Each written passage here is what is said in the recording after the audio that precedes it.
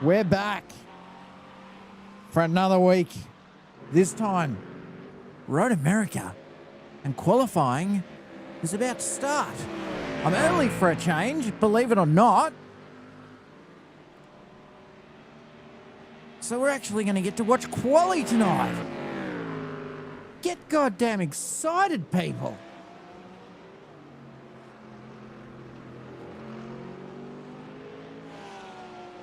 It's all going to be happening tonight. We're at Road America. We have the usual suspects in play. Alex Court, very quick in practice. Matt Webber, putting on a show up the front. A good, what's that, 7/10 almost. 6/10 ahead of Alex so far. Matt Beattie, a name I have not seen before. Possibly a newcomer to the series. Possibly a viewer that said, you know what? Let me at him. He's right up there too with a 2:05.007 in practice. Brad Coates leading the golds. And we have Glenn Jones, currently the fastest among the silvers, closely followed by Mark Foster, right behind him. Only a 10.5 in that one. And then the resident Swamp German, Jason Browers. In bronze, we've got one of the Stark brothers. Which one is it? I'm just looking at my timing screen to try and figure it out. Looks like Darren Stark up the front there, followed by Chris Page in bronze. No, sorry, it's Jarrett Stark. Jarrett Stark, followed by Chris Page and PJ Whitman. So, folks, we're going into quali. Quali is now getting underway as we wait for these guys to be allowed on track. Dan Siciliano first to get his car amongst them. So we're going to see how this shakes out. Any predictions tonight?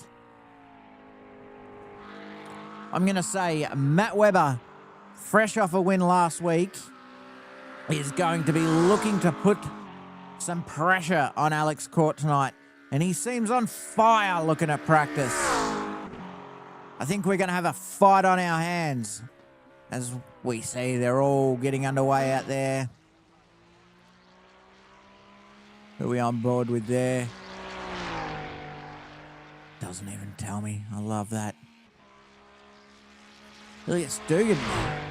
Didn't see a time from him in practice. The dark horse there, Axel, probably looking to make a name for himself on the comeback.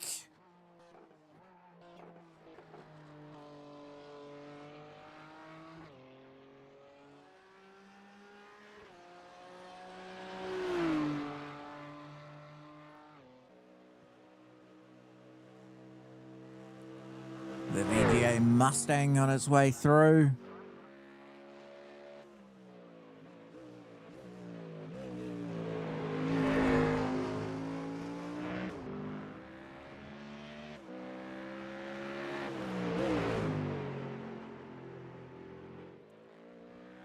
I just wish it'd tell me who I was on board with. I'm normally too late to broadcast quali, but, you know, we'll have a look. None of these guys are a full lap out, but Chris Withers looks to be... I don't know if these are still out laps. I'm guessing they would be, because it's a fairly long track, this one. Probably only get themselves 2 laps if they're lucky and perfect.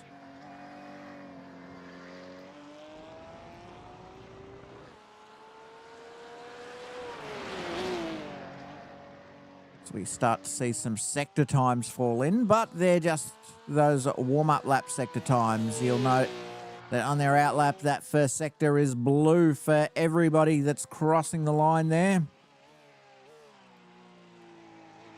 That's purely because they've obviously started from the pits. So laps proper underway. We should be able to see how this shakes out very shortly.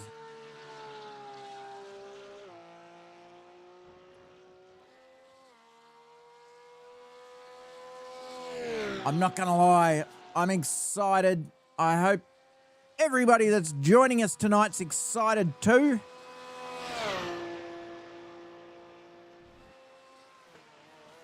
Believe there's possibly even some mums in the audience with a glass of wine, so welcome to you.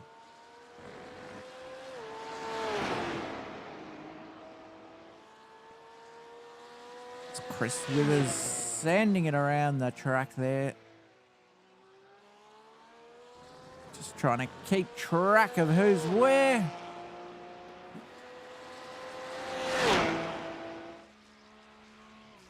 We jump on board with Sam Monterosso just completing his outlap, starting his first flyer there.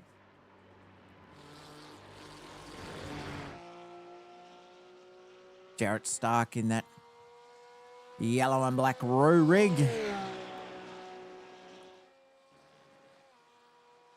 He'll be the first to cross the line. But Matt Webber, he's not too far behind, just down the road there in the pink Fezzer tonight.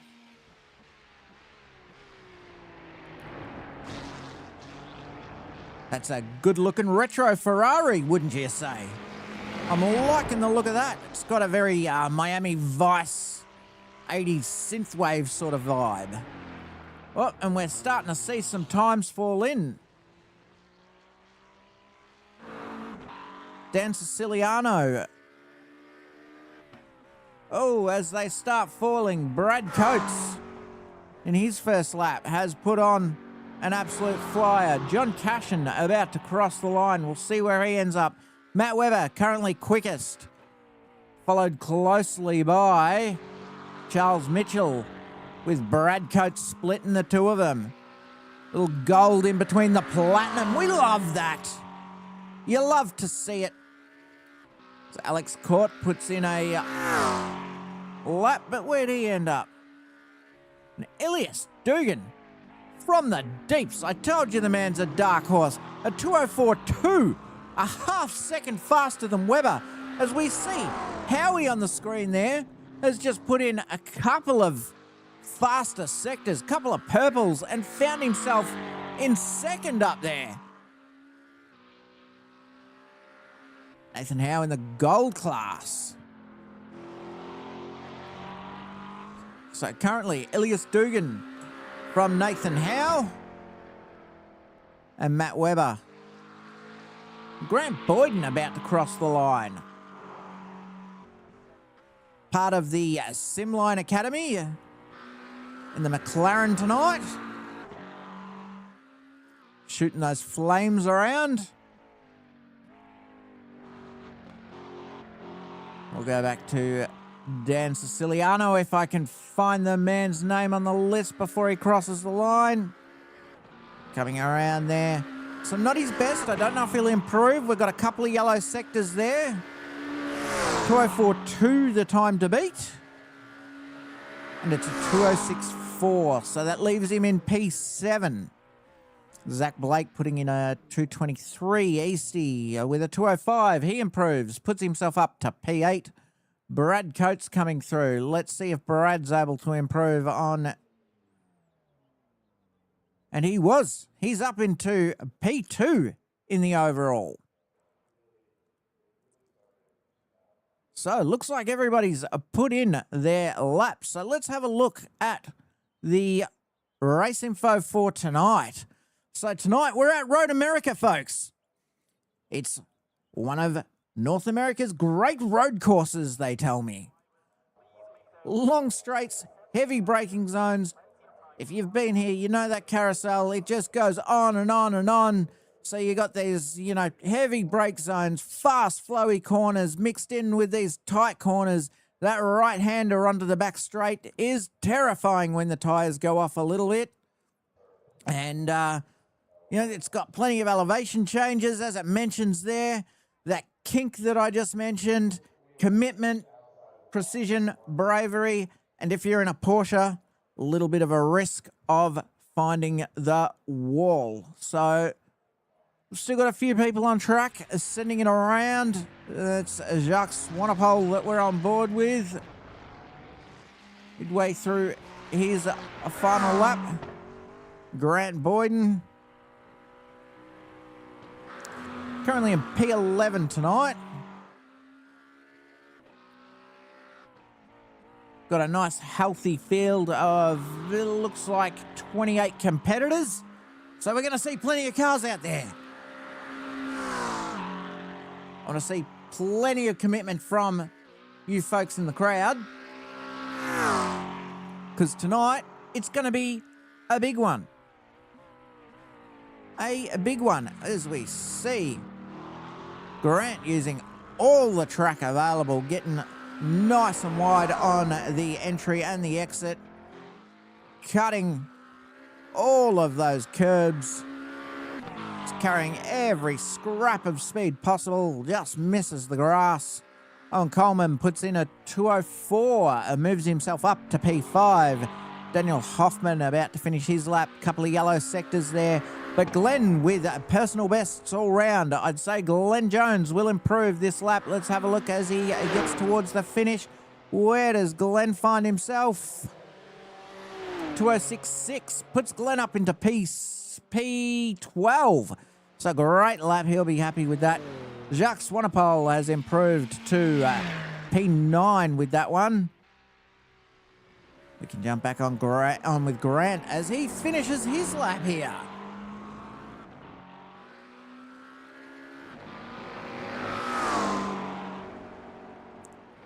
Just Grant and Daniel Hoffman yet to bring it in there. We'll be able to have a look at that grid. Oh no, looks like Glenn Jones may have another lap up his sleeve still, so he's still away. And Grant goes 2:05.3, puts himself up into P10 with that one there.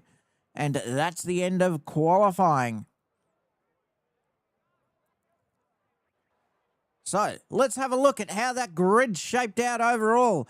The Platinum War continues tonight. Ilias Dugan in P1. Let's hope no smogo break. Only 300ths behind is Alex Court. Expect an absolute battle of epic proportions for this one until Ilias decides he needs a smoke. The second row, we've got Matt Webber, and then the golds come into it. Nathan Howe right up the front tonight. He will be pleased with that one there. Owen Coleman and John Fillingham on the third row, and Brad Coates and Charles Mitchell filling out the fourth row with Jacques Swanepoel and Grant Boyden, the Simline Academy driver, coming up next. And moving along, we've got Dan Siciliano and Jared Eastman on the sixth row, followed by Mark Foster and Glenn Jones. Chris Ruddle and Jason Browers make up P15 and 16. The resident Swamp German, a firm favourite amongst the Twitch goers. Sam Monterosso and Glenn Crallen making up P17 and 18, followed by Tristan Jack and Jarrett Stark. First of our bronzes, if I'm not mistaken. And then we'll have Daniel Hoffman and Chris Withers in P21 and 22. As I said, very healthy field tonight. We should be excited about the racing to come. Chris Paich in P23 and PJ Whitman in P24. Good to see PJ back for another week. And then we've got Darren Stark and John Cashin. Cashy is in front of Zach Blake. And then we have Matt Beattie, newcomer, I believe, but I could be wrong. So, folks, that is our grid tonight. As I said, 27 degrees, low humidity, 32%, nice and dry out there. It is kind of warm, 41 degree track temperature, 27 degree air temperature, not much wind, nice and clear. So the track will be a bit slippery tonight. They'll have to take it easy on that outlap. And I believe, if I'm not mistaken, our safety car should not be too far from getting away. Let's have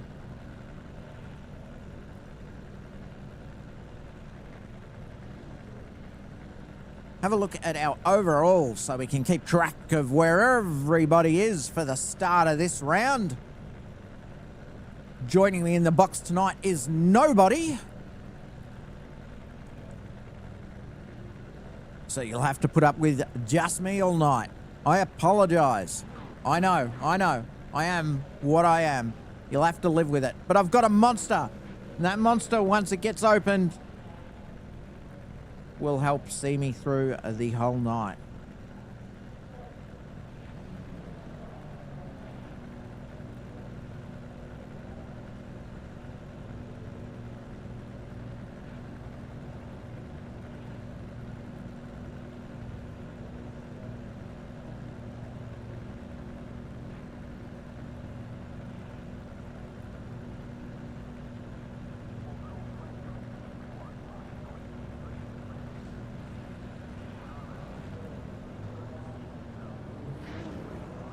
And just like that, the safety car gets away as I try and get my broadcasting equipment propped up where I need it to be.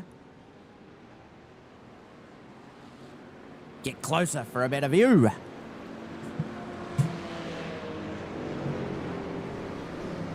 And then drop the roadcaster.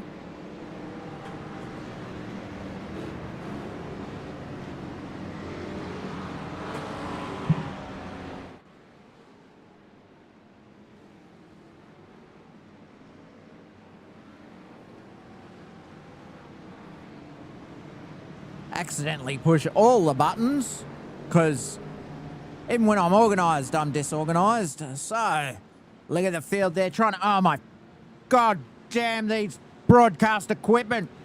I give up. You can sit on my lap then. All right, we're sorted now. I've given up on that nonsense. Now it's just me, a strawberry flavoured monster, and 28 drivers warming their tyres, getting ready for the action to begin. Ilias Dugan versus Alex Court. It's going to be a battle.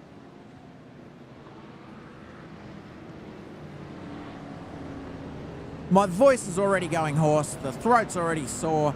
Long outlap this one, so I don't really know what to talk about to keep you interested, to keep you occupied.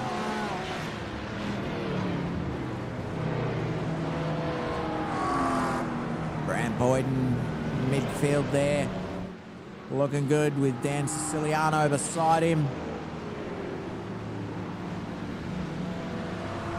Sam Monterosso, and that sexy looking Ferrari. Let's take a look at what everybody's driving tonight, shall we? So tonight we're seeing a McLaren up the front for Ilias, and a Porsche as usual for Alex Court. Ferrari, couple of Mustangs, couple more McLarens, Porsche. We've seen a few Ferraris, a Lambo, couple of Beamers. So yeah, a nice mixed field tonight.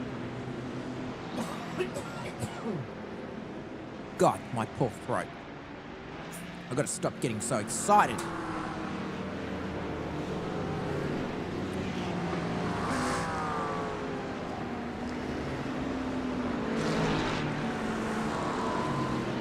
So 50 lapper tonight, should be about a 90-minute race.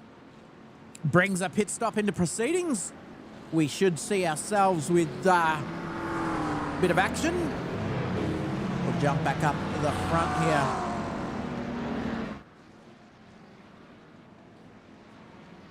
And watch how they get away.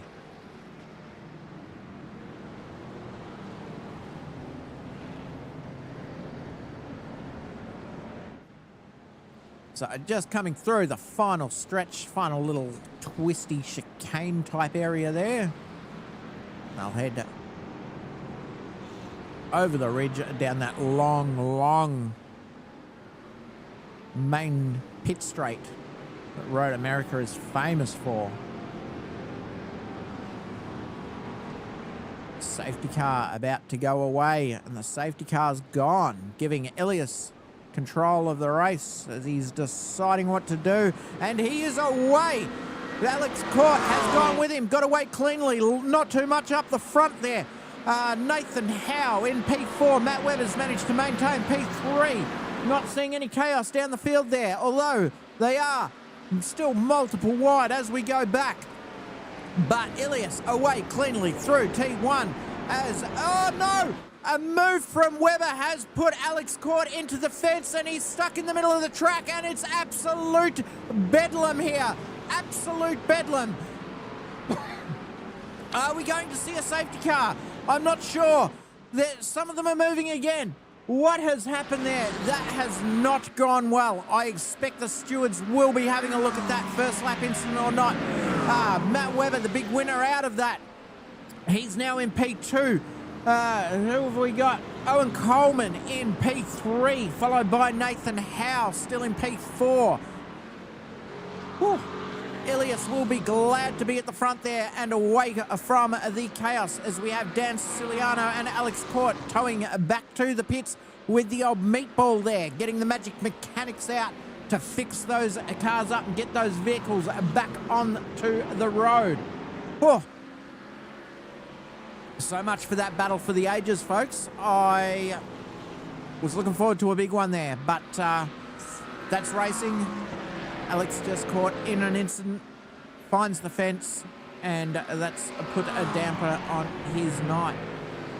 So Owen Coleman all over the back of Matt Webber in that Mustang there, pushing along, trying to find a way through before Ilias gets too far down the road. He'll be looking, if he's got that pace, to make sure that Ilias doesn't have a nice casual evening drive tonight. We're seeing positions swapping up and down the field a little bit. Daniel Hoffman and Sam Monterosso, and oh geez, a proper little battle pack happening up here. Tristan Jack finds himself under attack from Sam Monterosso.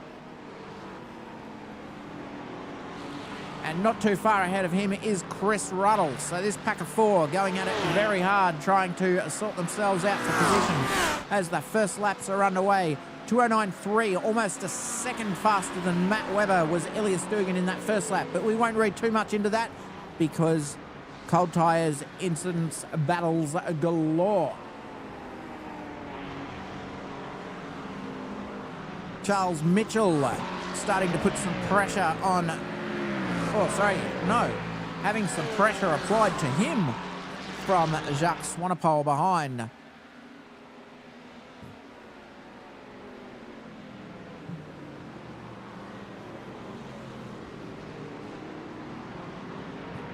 And Jacques himself under pressure from Grant Boyden, who is pushing very hard. He's up one position so far and looking to make a name for himself. First time back in a while tonight. It's good to see you on track, Grant. So a chaotic start to the evening. They're just spreading out a little bit up the front. We have a look at our battle box. The AES battle for first. Ilias Dugan out to a second, followed by Matt Webber, who's being chased by Owen Coleman, who's less than half a second behind. And Howie just starting to fall off a little bit, couple of seconds behind there, and finding himself under a bit of pressure from Brad Coates, who's driving well.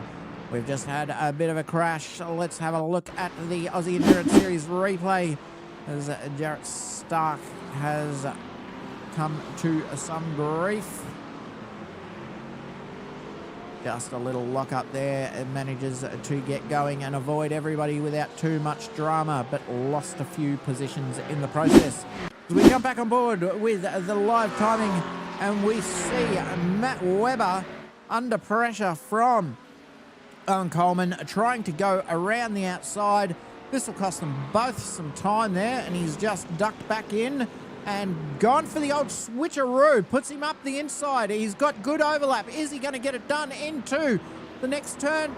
And Matt Webber appears to have turned in there and finds himself off the track.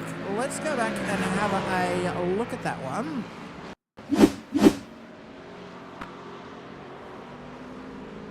I think he may have just, I'm not gonna assume what the stewards have said. Find Grant Boyden has... Oh, that's not going well. We don't want that, do we? Let's... I apologise. Seems something is wrong. Does my roll bar work? Yes, there we go. That's fine. So yeah, Grant's alright. He's back on track. Let's go back to the live view here and see what's going on up the front. So Owen Coleman now our clear second, but a good 2.5 seconds, nearly 3 behind Ilias Dugan, who seems to be avoiding all the chaos just by being the fastest man on track right now. Nathan Howe coming along behind Owen Coleman, but he's under big pressure from Brad Coates as we jump back to have a look at that battle. Brad just sticks his nose out there and has a look and how he defends a little bit there. They'll touch the gravel, pushing hard. So great little paddle pack between Nathan Howe, Brad Coates and John Fillingham.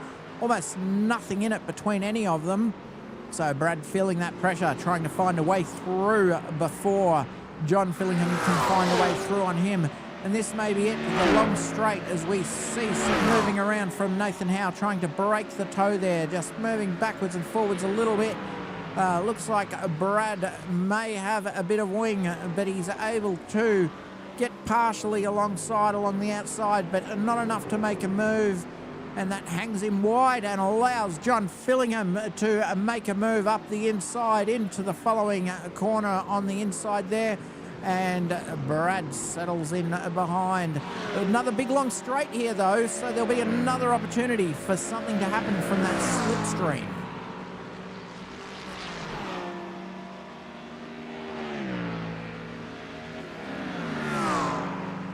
Brad trying to make use of that side draft, breaks late, manages to get down the inside there and past John Fillingham, takes the position back. So he'll now be looking to get back onto the back of Nathan Howe and make something happen there. As we jump down with Mark Foster here. Mark Foster giving chase to Matt Webber, who's a little way down the road. Charles Mitchell, after that spin earlier, now under pressure. Matt Webber putting it alongside, making that move, and gets the job done. In fact, almost costs Mark Foster the second position there from the car behind.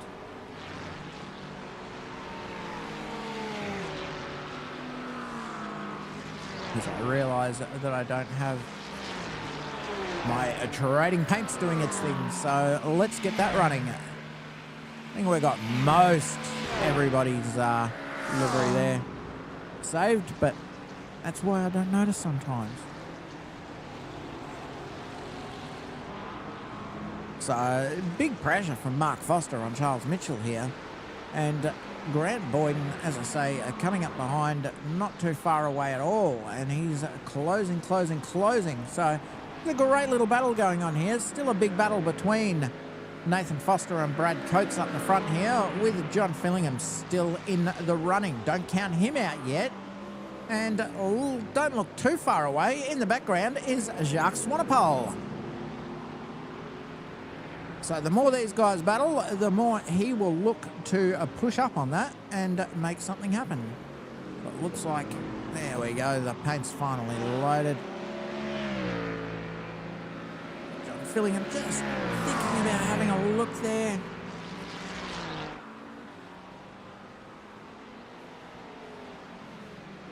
Alex back on track for a recovery drive right now. Currently in 28th position by the time that tow and repair was done. Down 26 from where he started, which, say, I'm sure that one will have been called in. We might get to hear from the stewards later on in the night about how that one went down, but normally officiated after the race, so I wouldn't count too much on it. But if you're listening, Sam, and you have made an in-race decision, I'm sure the viewers would love to know the outcome of that. Feel free to drop it on me.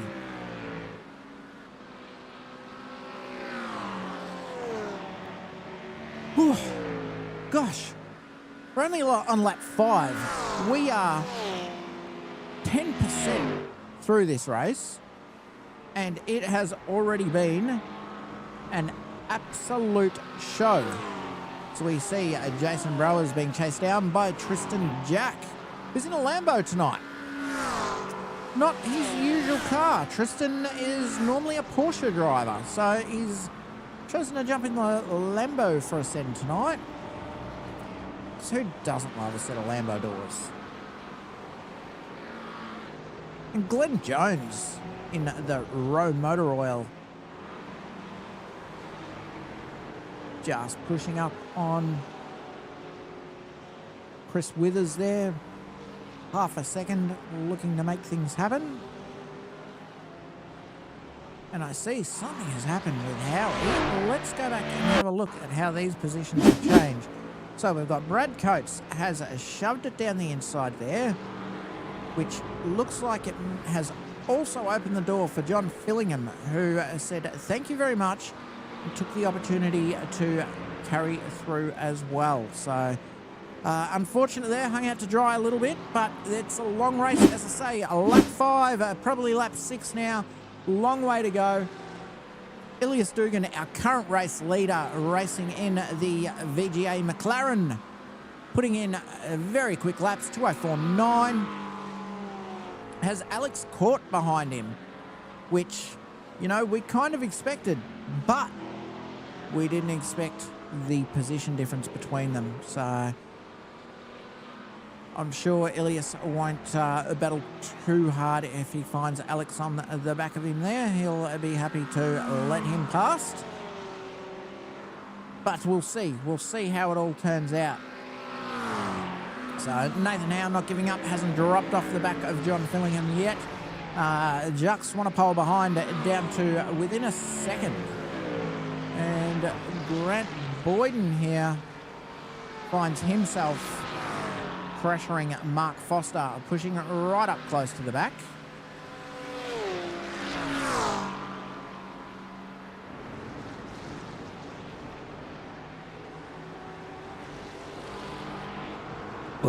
As I just treat my throat to a little drink break, apologies. So what are we thinking of the chaos so far tonight, team?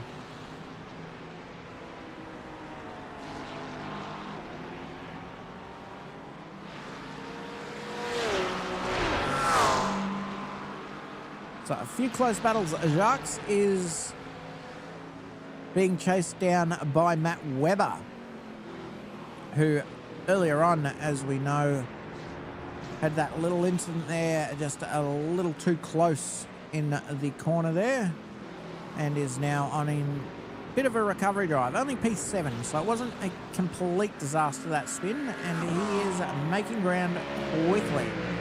I think we'll see as Glenn Jones has passed Chris Withers. Let's go back and have a look at how that one went down, because that battle was shaping up to be a good one earlier. So as I say, the slipstream very powerful in that straight. Chris Withers doesn't defend that one too hard. Lets Glenn Jones through, and he's away in that BMW. Jump on board with the live cars as we see the gap for Mark Foster continuing to close. Just 0.2 of a second in it.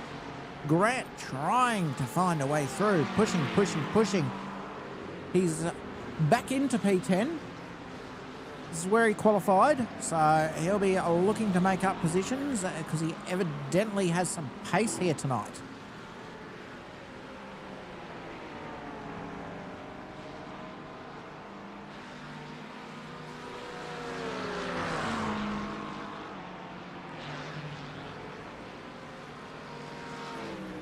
Glenn Crallen finds himself closing up to the back of Sam Monterosso in the broadcast band old school livery.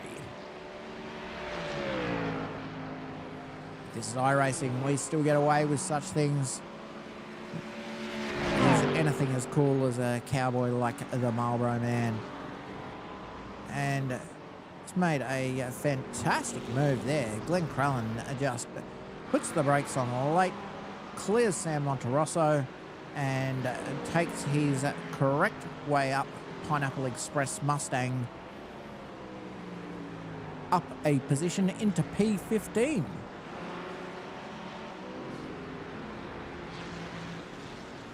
And Charles Mitchell currently under pressure from Mark Foster, with Grant Boyden just falling off a little bit behind, but I think this is a menage a trois of points that is going to pay dividends to keep an eye on all night. A bit further down the road, John Fillingham is still under a bit of pressure from Nathan Howe. He has not let off the gas after a little pass, but Brad Coates has checked out a little bit and just headed up the road. So the gaps at the front, quite large. Ilias Dugan there finds himself with a gap of nearly 4 seconds to Owen Coleman, and then 8.5 seconds back is Brad Coates. And then 10 back from Ilias is John Fillingham. So this race is starting to settle out. We're starting to see some gaps in the field, but we're also starting to see some fantastic battle packs forming. And they're what we're going to keep our eyes on tonight, because Grant Boyden again has closed right up onto the back of Mark Foster, who's just fallen off Charles Mitchell a little bit. And Grant can smell blood in the water. He's looking left and right, wondering where a gap is going to open up. And if he's going to find a way through, where will it be? The question is, will he be close enough along the straight? Or the other question is Grant even wanting to pass here? Is Grant happy to sit behind and take the fuel saving that he gets and try and get that jump done in the pits? We're about to find out, because he is close and he has the slipstream here. Will Mark defend into turn one? And will the slipstream pay off by the end of the straight for Grant as he gets closer, ever closer, and just not quite close enough to throw him over? Still, great battling. As we see Nathan Howe now under pressure from Matt Webber, who's on his recovery drive. The Rexy Mustang.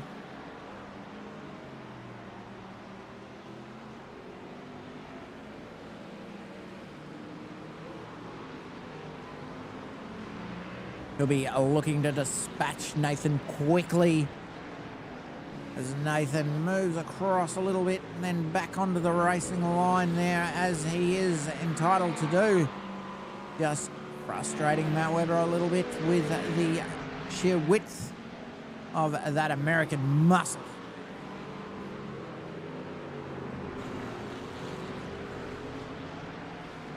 Let's have a look at our class standings now that the field's spread out a little bit.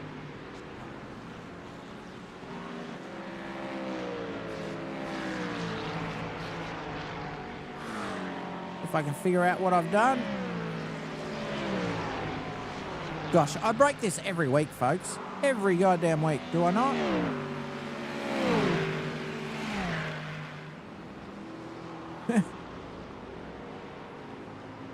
Don't blame me, I'm not very smart.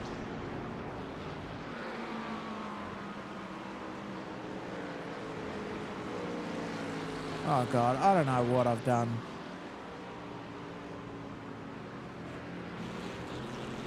Right, so that brings up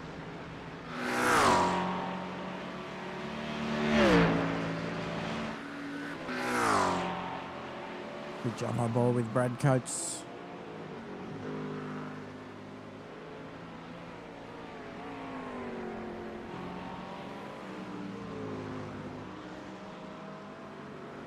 I had it set earlier and it was working.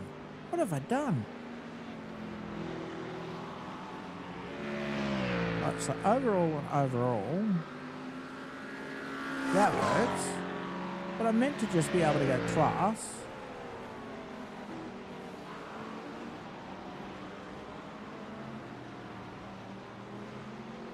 There we go. I figured it out. Sorry, it's grouped. That's what we want. How does it work? There we go. Oh yeah, okay. I'm starting to get it. All right. So Up the front there, Elias Dugan and Owen Coleman in the Platinum class.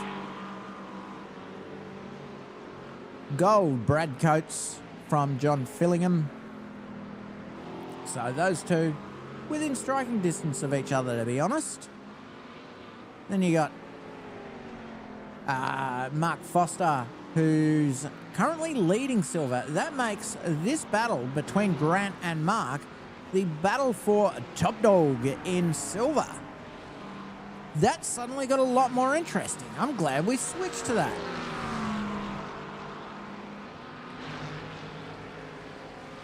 Let's just see how this all shakes out.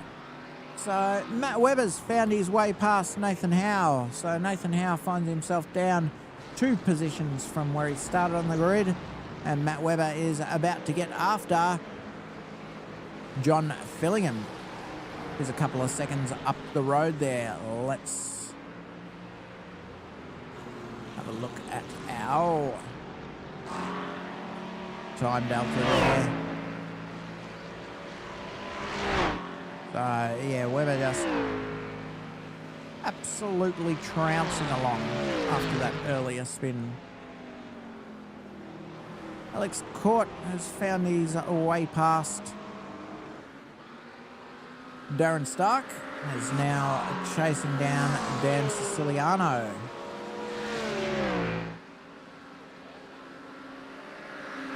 We have a look at their last few lap times on board with Dan there.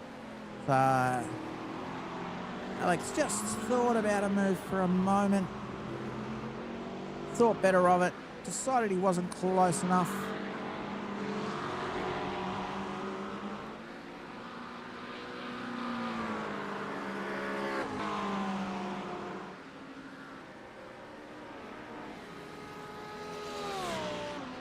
Jason Bros currently being chased down by Glenn Crallan in the Pineapple Express.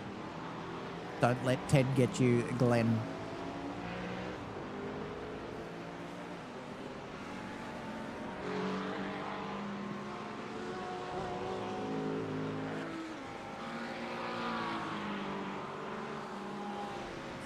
The gap just keeps closing up between Mark Foster and Grant Boyden. So Grant really looking to take that silver top spot, but Mark just defending very well and making it very difficult at this point of the race. So let's see, we have a new P3. Oh, in fact, let's go back and have a look at what has befallen Brad Coates. Oh! Who's in the 63? That was Darren Stark. He has lost the rear end of the Porsche and taken 3rd place fair and square off the track. That is just a case of wrong place, wrong time for poor Brad Coates. You hate to see it. Not for position, as he dives into the pits to get the mechanical elves onto that one. So, yeah. Sorry to see it go down that way, Brad. That is a rough way to lose a P3.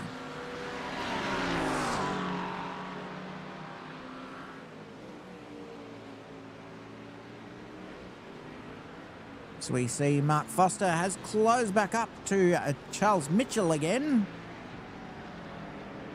I'm just seeing from my producers that Brad's got those elves to fix that car and he's back on track. So he rejoins the race in P19. He'll be looking to have a big old recovery drive himself. Get along back up that field if he can.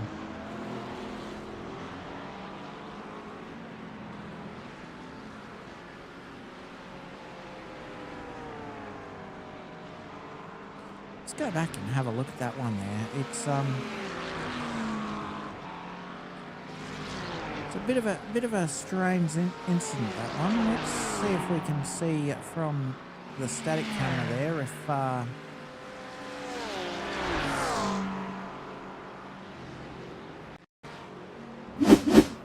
So it looks like he's just touched the dirt and...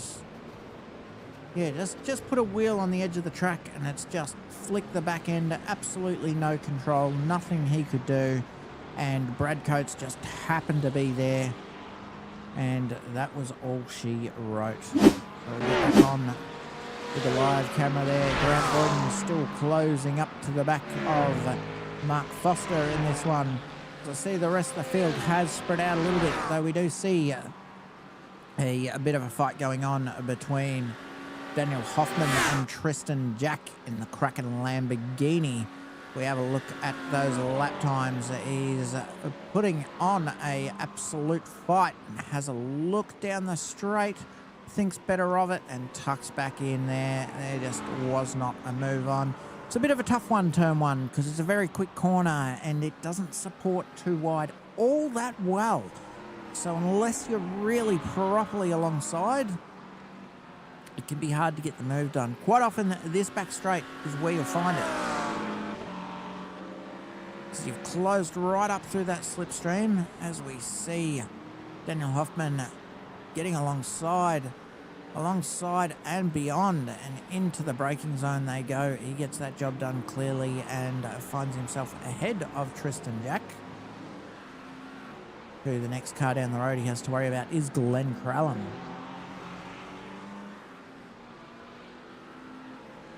Speaking of Glenn Crallum and Jason Browers currently at war. So, but look at these lap times there. Don't count Glenn Jones out of this yet because he is closing at a rate of knots lap after lap after lap after lap.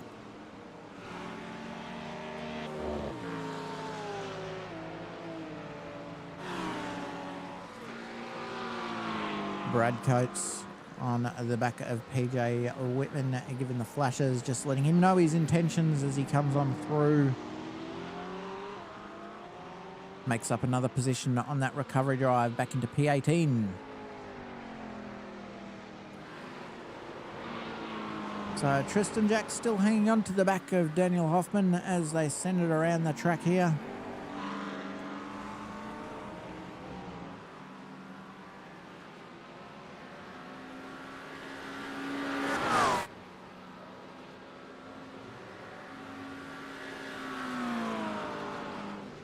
This battle still going on between Charles Mitchell and Mark Foster and Grant Boyden. Keeping the cameraman and the producers busy with that little battle. As we see, is he coming up on some lap traffic by any chance? He is, just gives him the flashes, lets him know he'd like to come through. And finds himself off track, finds the flashes, but he comes back on track, hasn't lost himself a position there. But by the looks of it, Grant Boyden managed to find a way past in the chaos. Bit of an opportunity there. So let's go back and have a look at how that went down. Just, yeah, manages to get up the inside and get the job done. And now Mark Foster finds himself P2 as far as that one goes. That is a turn of events, folks. A turn of events. So the battle ensues between Daniel Hoffman and Tristan Jack.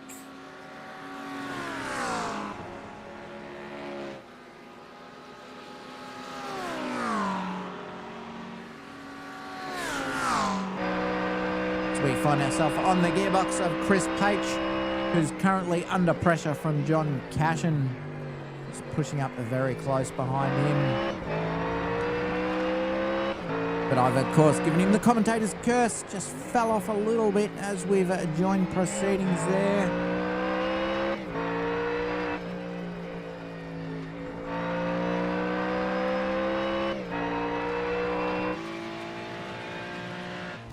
So we see Kashi just rowing through those gears. Gets around and back into it.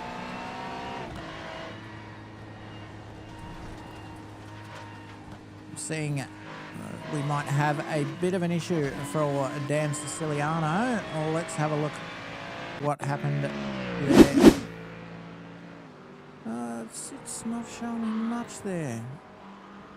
That's disappointing. Yeah, that instance forced him back into the pats.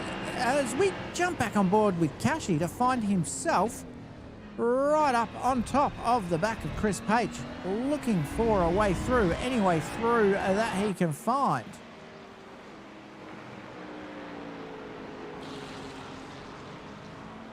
A very retro Veteran Gaming Australia livery. Quite like that one. It's a good look.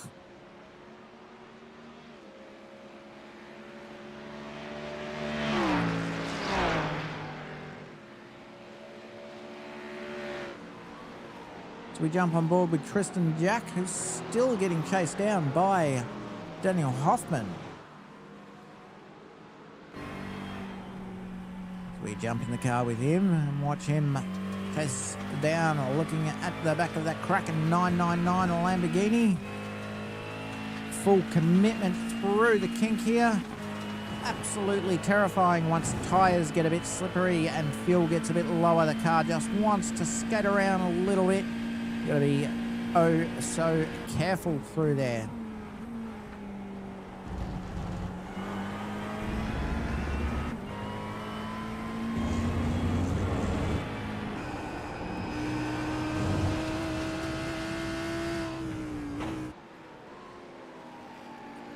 As we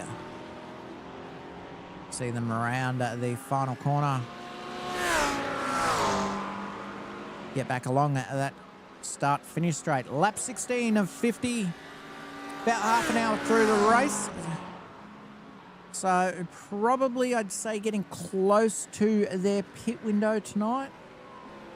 Don't think it was. I know we've got 2 hours on the clock here for the race, but I think it will take probably closer to 90 minutes. So yeah, at this stage of the race, they'd probably be looking at potentially a pit stop any time now. I don't think we've had any apart from those that have been forced into the pits. Let's have a look and see.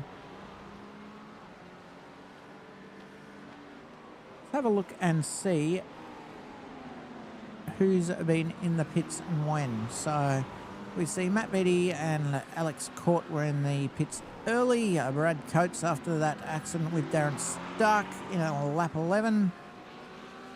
Eastman and Siciliano have come out on lap 13. So whether they've banked on an early-ish pit stop or there was an issue there, I'm not too sure.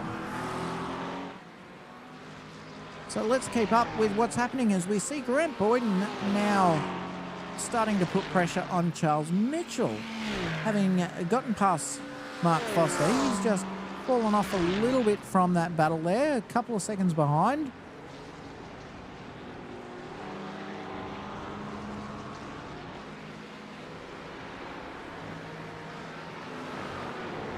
Interesting battle to keep our eyes on tonight as we see Glenn Jones starting to close in on Jason Burrows as well. Little battles forming everywhere. It's still early, so there's still plenty that can happen throughout this race. Plenty of positions to change. As you can see, it is a track that favours chaos, it would appear. Jeez, what you wouldn't give for some rain. Yes, let's see if I can get back to the start and have a look at what happened with Alex Court.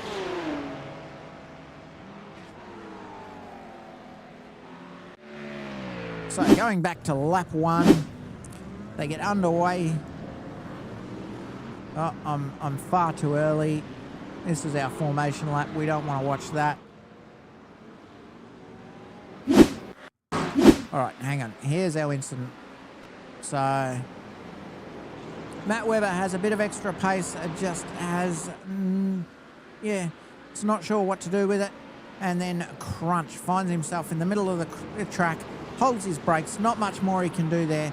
Giant pile-up and absolute chaos ensues as we see him find his way back in the pits. So that's how the night started for Alex Court. Now back up into P23, looking to recover any points he can.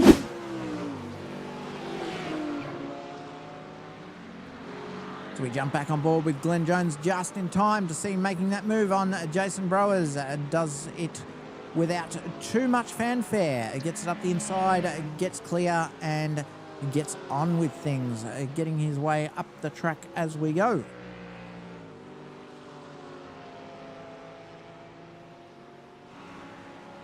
Just trying to find where the battles are for you. So Sam Monterosso on the back of Chris Withers.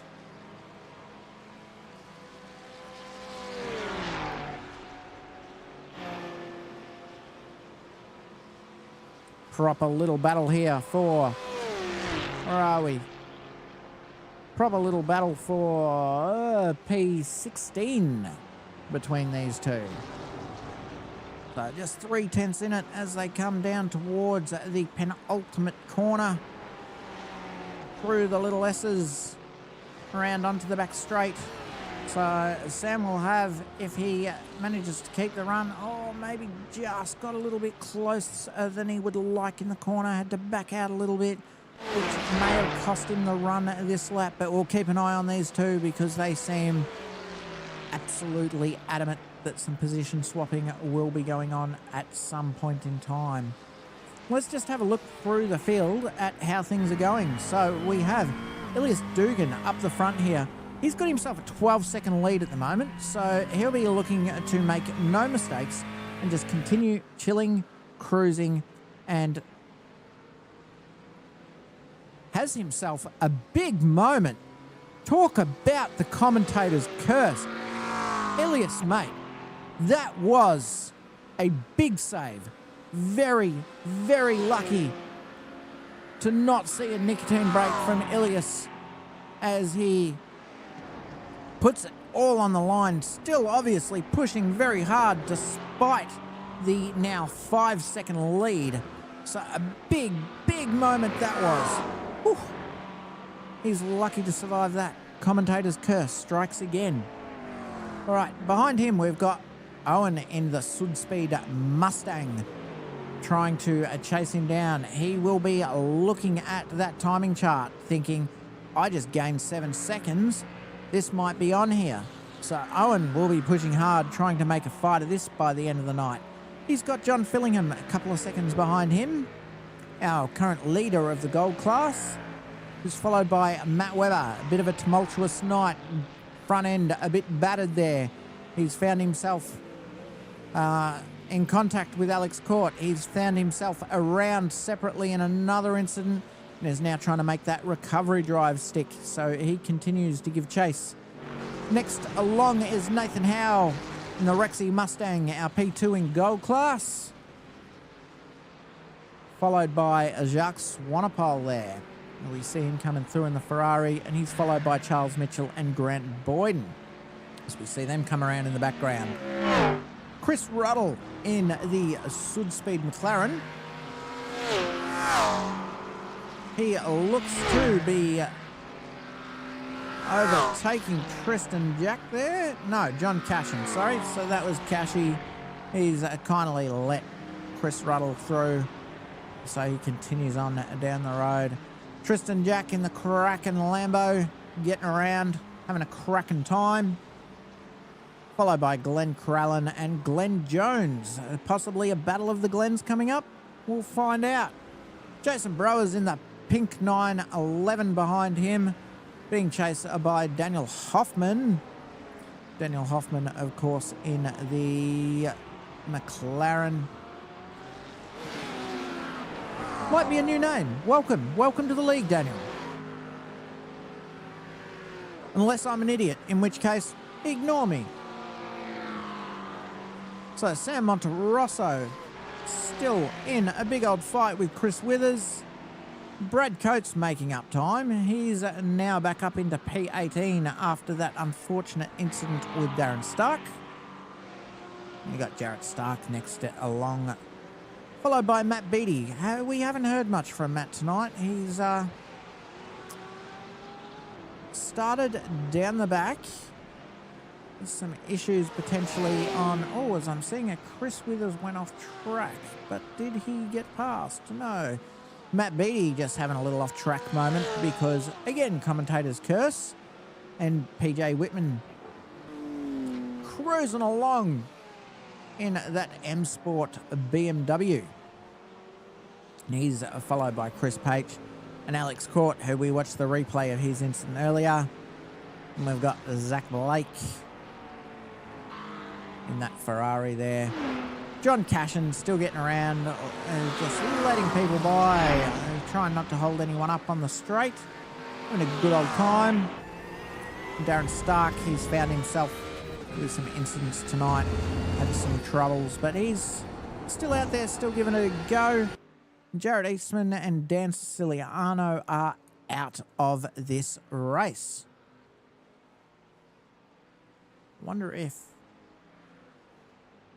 any of them are... No, I was going to try and get ourselves a chat with Easty, knowing that he was out of the race, but it looks like he's decided he's had enough and taken a leave from that tonight. So let's get ourselves on board with somebody that's battling, which would be Charles Mitchell, still under pressure from Grant Boyden within half a second. Although I'm seeing a closer battle here. Where am I? Keep switching around. So we've got these two going at it. And we've got Jason Browers pushing up on Daniel Hoffman at the moment. So these are the two guys looking to make up some positions.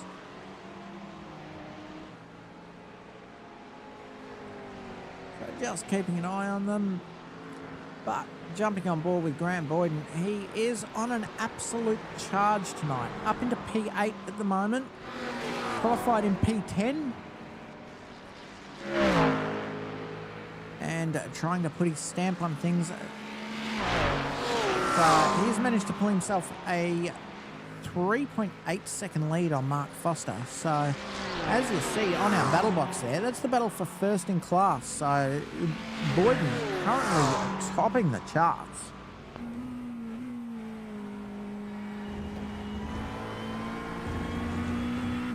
Jason, you could always come and jump in the booth with me, mate. You'd be more than welcome.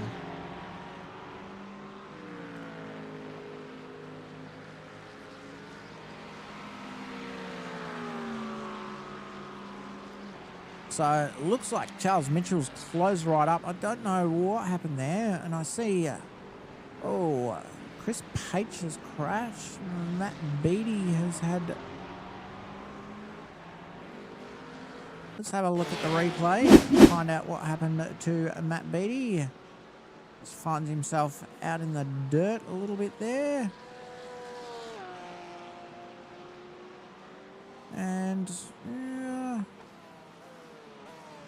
not seeing anything there that would have caused him to jump to the pits, but yeah, he's been in the pits. And Chris Page finds himself around.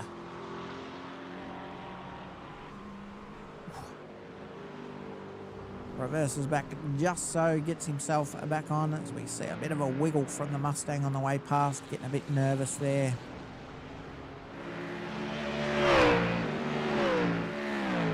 We'll jump back on board live and see what's happening here as Jacques Swanepoel tries to fend off Charles Mitchell, who tries to fend off Grant Boyden. Proper little battle pack between the three of them.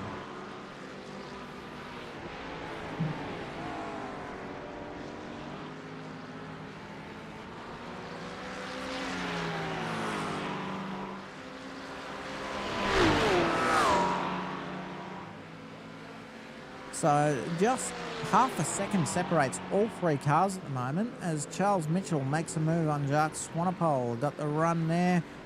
Looks like he's going to hold the inside cleanly. And still they go side by side as we see the flashes and Jacques is able to move over. Grant senses blood in the water, but not able to find a way around there.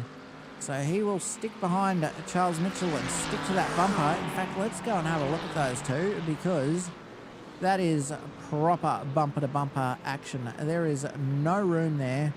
Grant looks left, looks right, sends it into the braking zone side by side. Is he going to get the job done? And he finds himself clear, gets himself past Charles Mitchell, and puts a bit of a gap, a bit of traffic between himself and Mark Foster, just helping himself put a absolute stamp on that P1 in class. So he'll be looking to chase down Jacques Swanepoel now.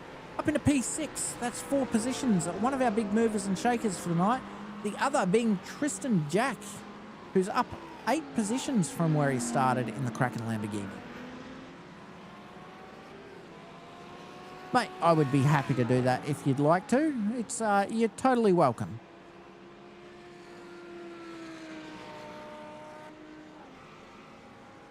We've still got half a race left, mate.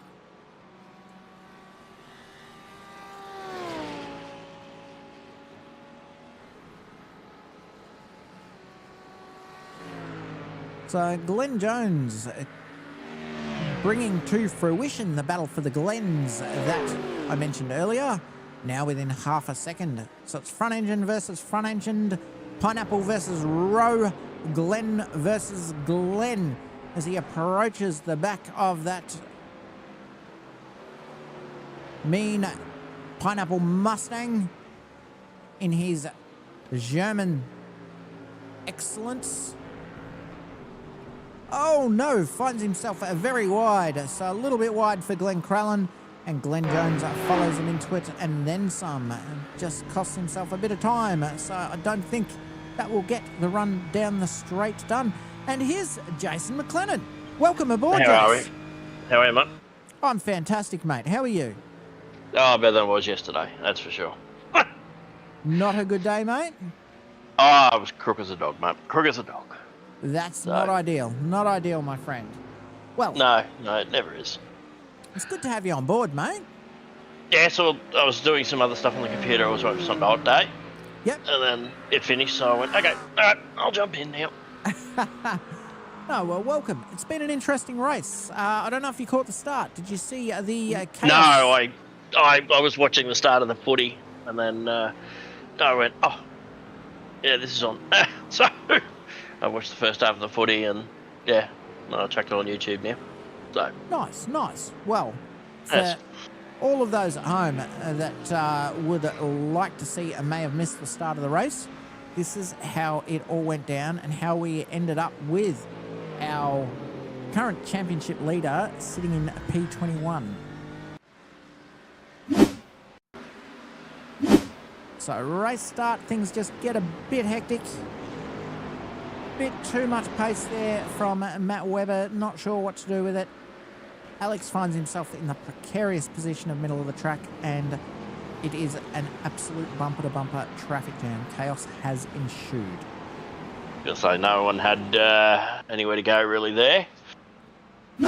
It was, yeah, there was a lot of people that pulled up, and I'm glad to see that, you know, if you spend much time on iRacing and officials, you don't know whether to brake or just hold it pinned and pray for a way through, because when you pull up, somebody inevitably slams into the back of you.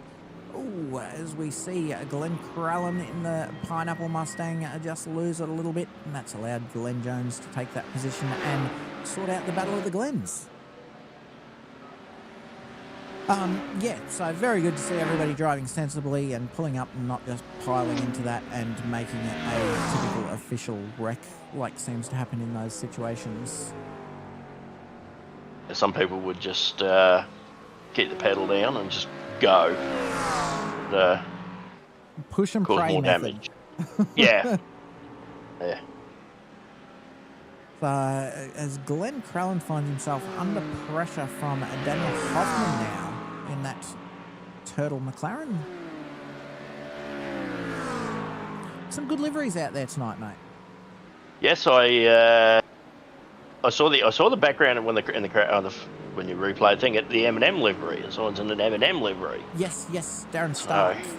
Darren's in the M&M. Yeah. Unfortunately, Brad Coates came to grief with Darren earlier in the night. Let's see if I can find that one, because that's another highlight of the race. Well, not for Brad, I'm sure.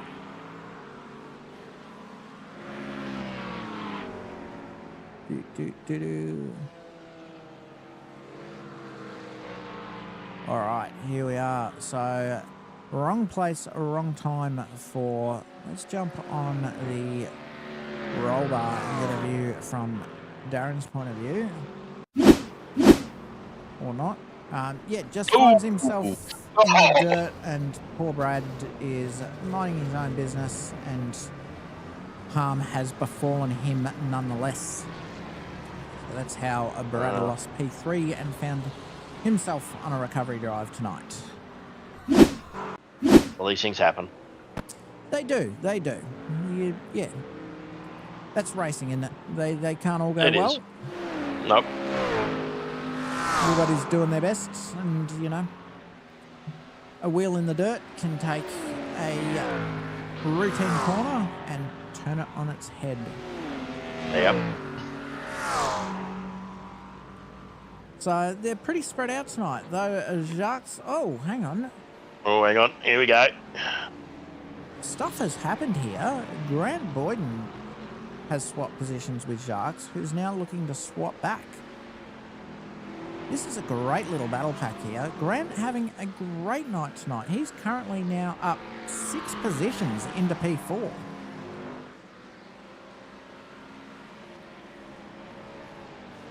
Right, since they seem to have sorted themselves out, let's have a look at how that pass went down, shall we?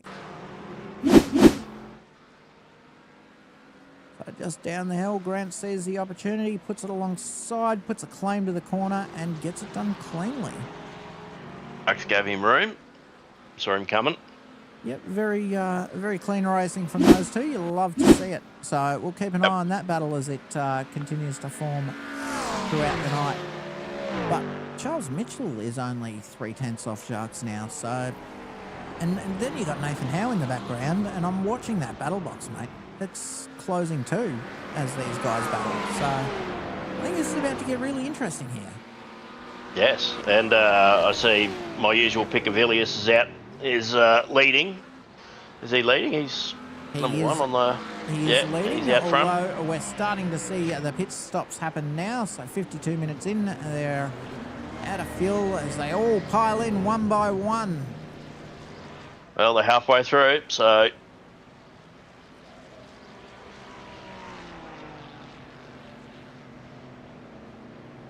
So Mark Foster has managed himself the extra lap, possibly been doing some fuel saving. So he's out there, picked up a few positions. The question is, will the overcut work for him? Will he be able to jump some while they're in the pits? As we see, there's not a big split in strategy here tonight, is there, mate? No, everyone's lap 26. Let's have a look at the pit times and see who's taking tyres and who isn't.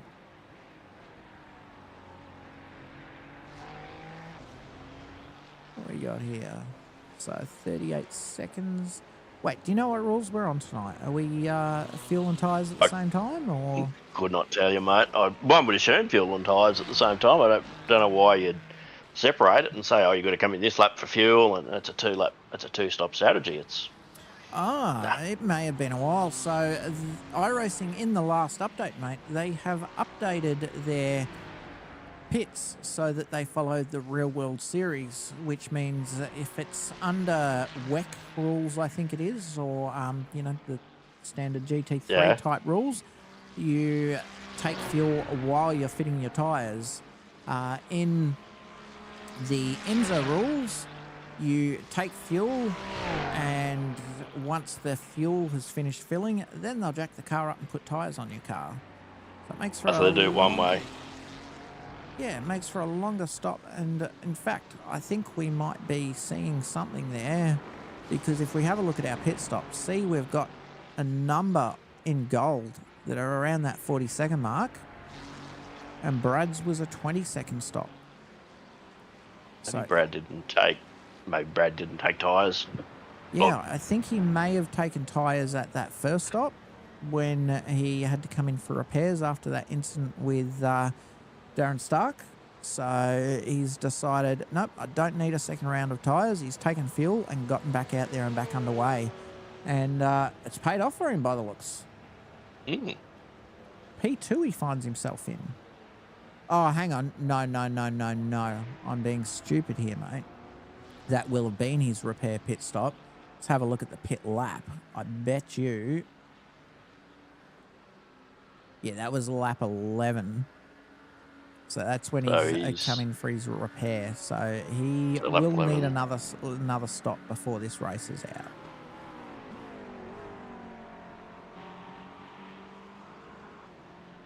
So finds himself our current leader, but I wouldn't say the net leader. How far is Ilias behind?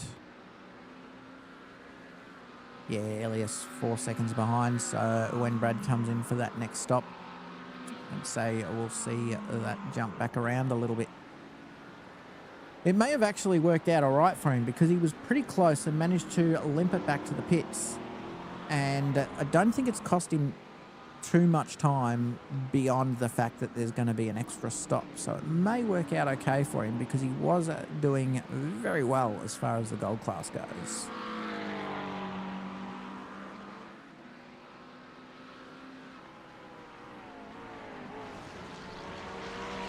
We get on board with Jason Browers chasing down Sam Monterosso in the broadcast band Marlboro car. The swamp German is chasing. The swamp German, yeah, so indeed. The swamp Germans, he said. The Twitch favourite. Yes. Well, we did try and get his name right the first time round. We tried. We're not exactly name pronunciation experts.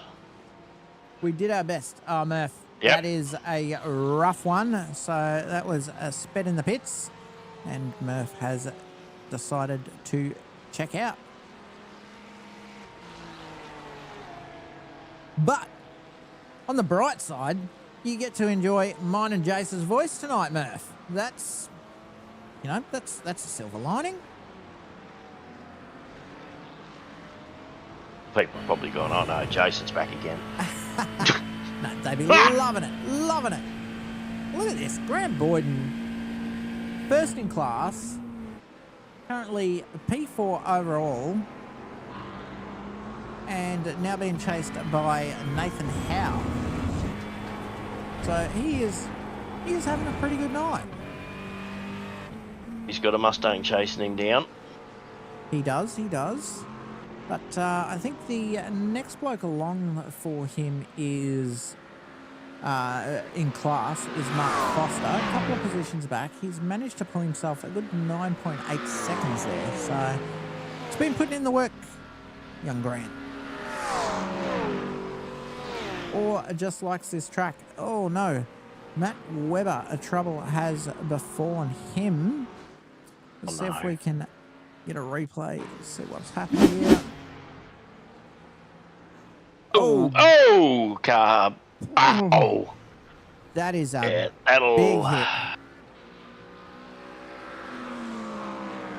Yeah. Yeah, that's a tow or a... There's no driving that back to the pits. Not when you're actually terminal. Bent and you're hopping around like me, a bunny because I've rabbit. got one leg. Yep. Do a lot of hopping myself. Ah. So, yeah, bit of a troublesome night for Matt, it seems.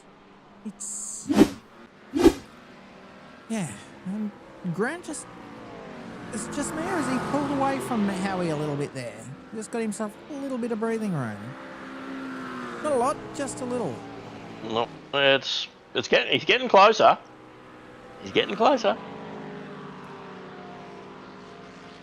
Mate, I think that's just some Mustang favoritism.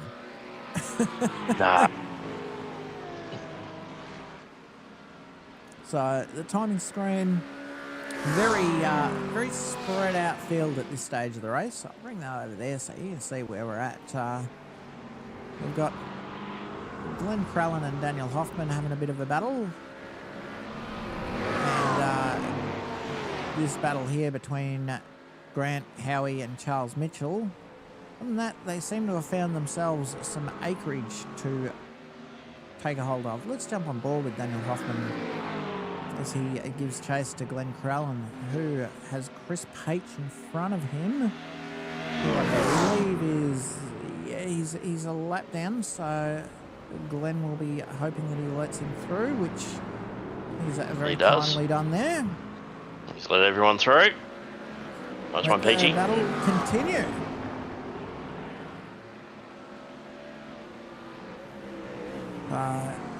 Definitely plays a big impact in these races, doesn't it? Mm-hmm. Yeah, get caught up in the traffic. We can show you the overalls. Just paying attention to the YouTubes. So there's how it's standing overall. Radcoat's currently in the lead, but Elias Dugan likely our net leader. As I just noticed, you must be a bit of a Mighty Car Mods fan, Daniel Hoffman, because I'm seeing the old chopped on the side there.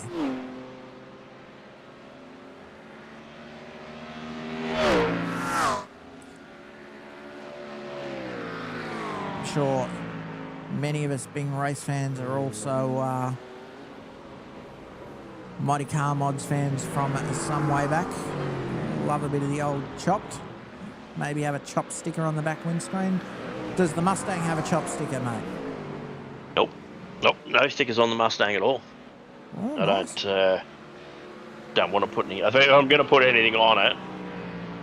It'll be something military.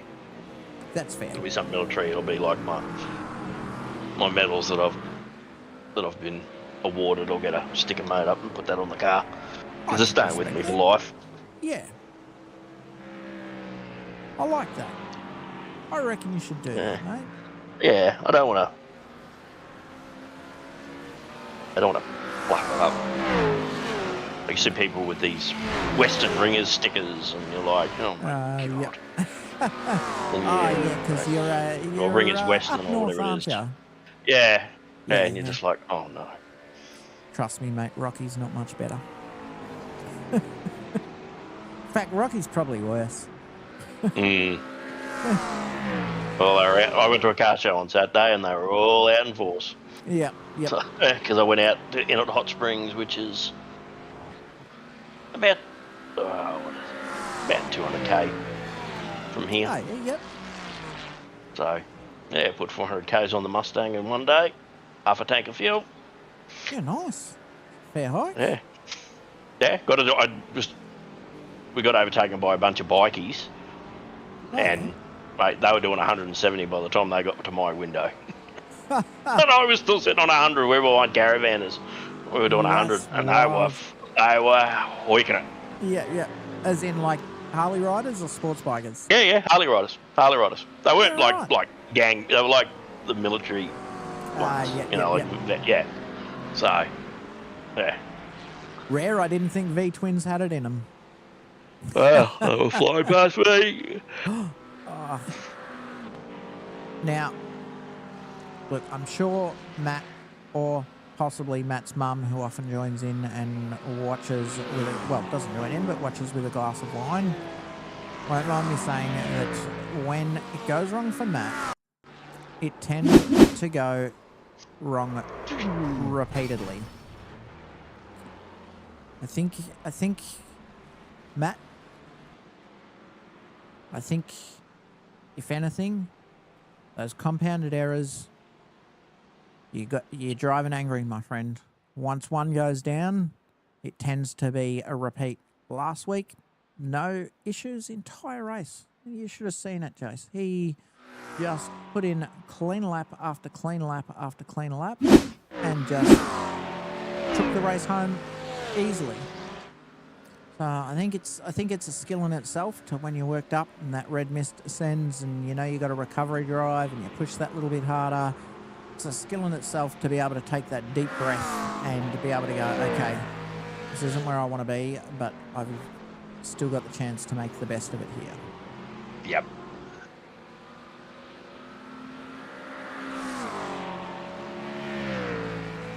I think I crashed out really early on Thursday night because I had to clean the car on Friday, so... Yeah, that's why I didn't watch this. I didn't watch the race on Thursday night. I was crashed out. Oh, mate, I'm disappointed.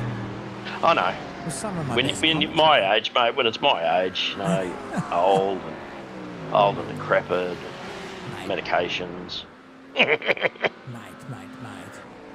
Oh, look at this. Jason Brower's our resident swamp German in the Kamikaze Energy Porsche 911, closing up in the Marlboro On the car that shall not be Ferrari. named. The car that shall not be named. Look, if broadcasting standards wants to come after me, like I'll talk any of them up. Marlboro. I'll be going for a smooth, delicious Winfield Original Classic myself after this.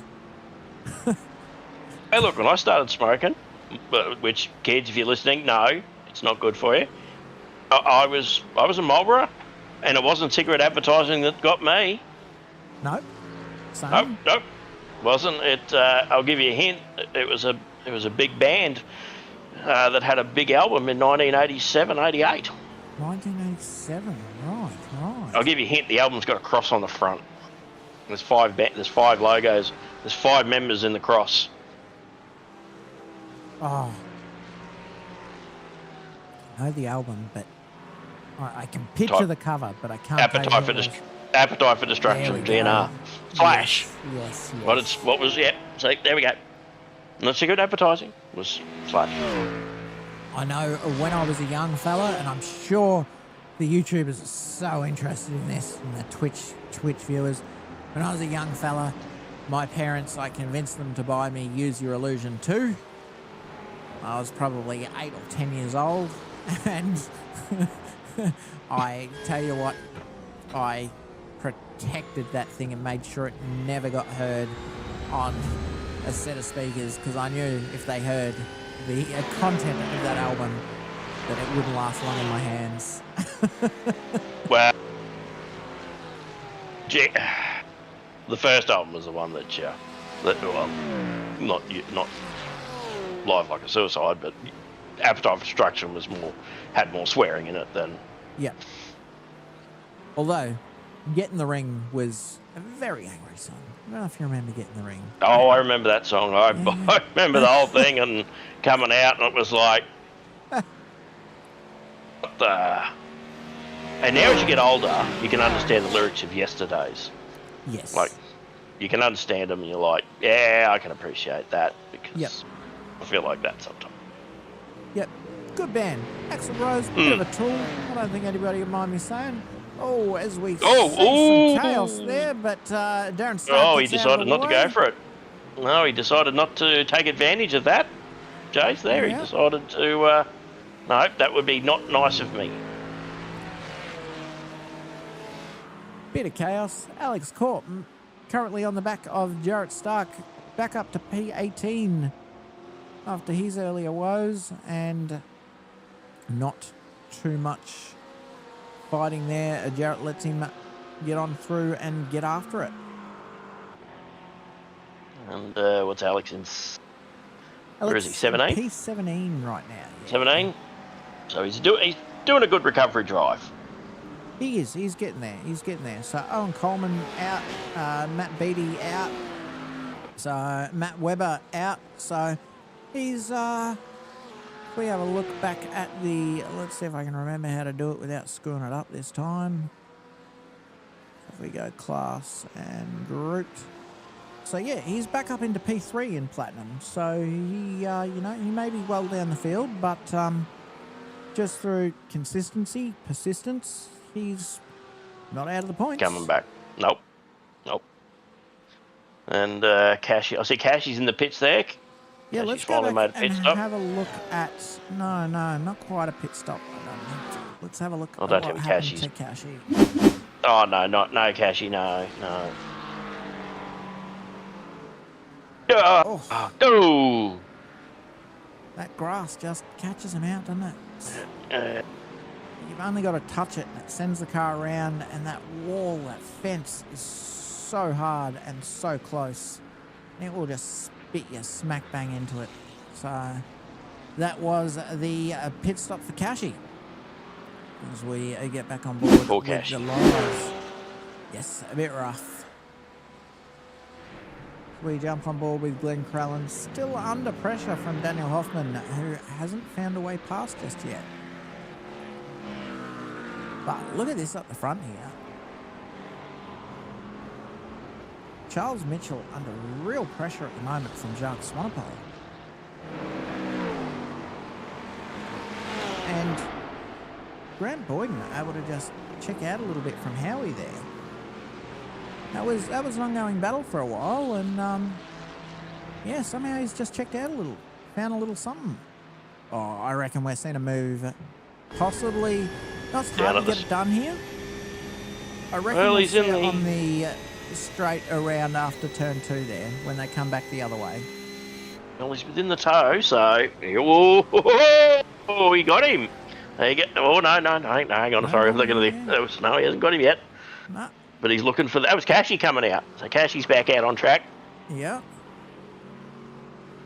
Yeah, I find the first slipstream, it just, gives them enough to charge along and get on the back. Traffic maybe at the side of here. Oh, here we go.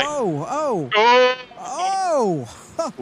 Bit of action there as the poor he tried to blue use... flagger. Who's that? PJ Whitman doesn't know which way to go as a desperate Charles Mitchell and Jacques Swanepoel dart either side of him. PJ just keeping his head and seeing what's going on around him, just went, I don't want to borrow this. I'm just going to stay right here. It was nearly reminiscent of a Formula 1 overtake at Spa. Yes. Now, who was it? It was Mika Hakkinen and I want to say Schumacher, and they went either side of Ricardo Zonta. Yep. In the BAR Honda, they were straight, went either side of him. It's Oh, it was a great overtake. It was, I think it was overtake of the year. It's got to be unnerving when you're the blue flagger, though, doesn't it? You're doing your best to get out of the way, and suddenly you've got a car either side of you, and you're thinking, these guys are up the front. I don't want to take anyone out. PJ held his nerve well, was predictable there, let them get by, and now the battle continues. Well, he's second in class, so PJ, so he doesn't really... He doesn't want to get involved in anyone else's battle. Brad Coates coming through on Mark Foster and getting it done cleanly down that back straight. Getting around. And puts him currently P4 in gold. So he had a bit of an earlier spin, bit of contact. No, sorry, not contact. That was the one we watched the replay of. Where he just wrong place, wrong time. Oh, at the start of the race? You're talking? No. That was the one, the M&M car, wheel in the dirt, just... Oh, yes, yeah. Yep. Yeah. So, but he's done well to put himself back into P7 overall, which tells you that these gold guys are going at it tonight, doesn't it? All of the gold guys within the top 7. Where's, well, Philly's leading gold class, so... How much is it? What's the gap between him and Howie? Decent gap. So A decent gap. So Philly's... Yeah, Philly's in P2. He's currently 22 seconds behind. Oh, hang on, let me double check. So Philly is 26 seconds behind AES. And then Howie is nearly 12 seconds back. Behind from... Okay. Yep. So... And Grant Boyden, who we've seen a couple of times in the McLaren tonight, he's found himself up in P3 at the moment. That's 7 positions up from where he started. And is, how far is he? He's 13 seconds, nearly 14 seconds ahead of Mark Foster, so he'll be absolutely steaming along. Yeah. Wonder if... Boy, Eastie's out. Well, after the crash and all that, one of his feet or his toes are giving him some curry. Potentially, because he does normally he doesn't chuck in the towel often too easy. No, when he had his likes to come he back had his out and ingrowns finish the removed. race. Yep. He had ingrown toenails removed, so I love you, Eastie. You're my mate. There we go. It's on the record now. I was going to try and get him in here and have a chat to him. Yeah, but he was. He jumped out of the chat too quick. He must Yeah, have he known sent me what a- was coming. Yeah, he sent me a message and said, "Oh, if you want to jump in the box," and I was like, "Oh, I'm in the middle of doing this. Computer's blowing up." So No, I appreciate you joining, mate. that's right, mate. We That's get right. there. 14 laps. Yep. 14 laps of I'll probably- chaos to yeah. go. Yeah, I'll probably jump in the box with you next week. Oh, cheers, Um, mate.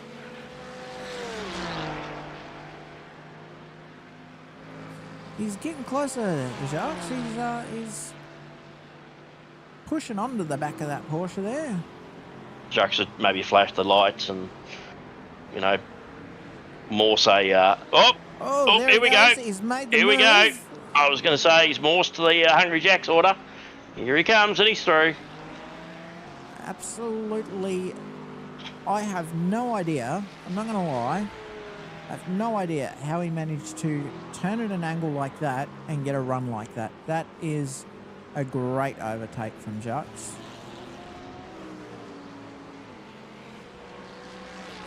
Fantastic overtake. I like that. I think maybe, yes, he's pulling away. He's got a bit of a gap. He's lost rhythm. He overdrove that corner. I'd say he's taken the corner too wide or too fast, slowed him up, and now he's lost his rhythm. And Jacques is now just tiny pulling away, but it'll come back. He'll be back up into his start before he knows it. It sure will. I wonder if maybe he hasn't taken tyres or something. Oh no, he's closed back up. It's just like, it seems to be... Oh, was that a little slide from Jacques? Just driving right on the edge. Didn't hear the tyres screaming.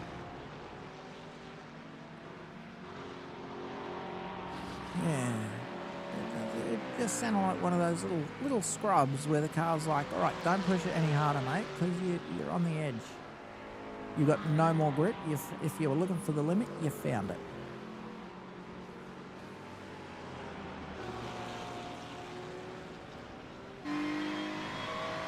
Check the old Twitcher-Rooney.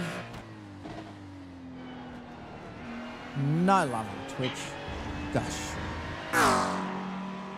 So, where else have we got battles? Still, Jason Brower's pushing up to Sam Monterosso, but falling off a little bit now, 7/10. And we'll just have a look through the field. So, Philly, we haven't spent too much time with tonight. Just cruising along. P1 in class, doing it easy. Let's go back to that overall, because I know folks like to see it. We can get rid of that pin info now, can't we? We don't need that. Well, he's been out of the car for a little bit because of his back. So obviously his back's. Well, I'm touching wood as I say this, Philly. Your back's on the mend, or you've got some stronger painkillers. Touch wood. Yeah. So then we got Grant. He's built himself a bit of a gap. A couple of seconds down the road from Howie now. Got Howie in the Rexy Mustang in that battle between Jacques and Charles Mitchell. Brad Coates, who's had that fantastic recovery drive after an earlier pit for repairs. Excuse me, followed by Mark Foster, representing Sud Speed in the Ferrari. It's a Sud Speed invasion, isn't it? I think last season was the Simline invasion. Every second car seemed to be running a Simline livery. Oh, dude. We put the... Oh, no, never mind. Who do we put? I was going to say, did we put knockers on someone? I saw John and thought the worst, but no, Philly's still going along okay. Cashy has come to grief again by the looks. Let's see how that's happened. Oh, no. No. Oh, Cashy. A little too much steering angle. The back protested. The front responded a little too enthusiastically. And there's nowhere to give you breathing room here, is there? There's no runoff or anything. It's just everywhere you have a snap, it's just wall. Yep. Brutal track. Definitely won't be seeing the F1 come to Road America. I wouldn't worry too much about that. I don't think you've got enough sand traps and all that for F1. No, definitely not FIA grade 1.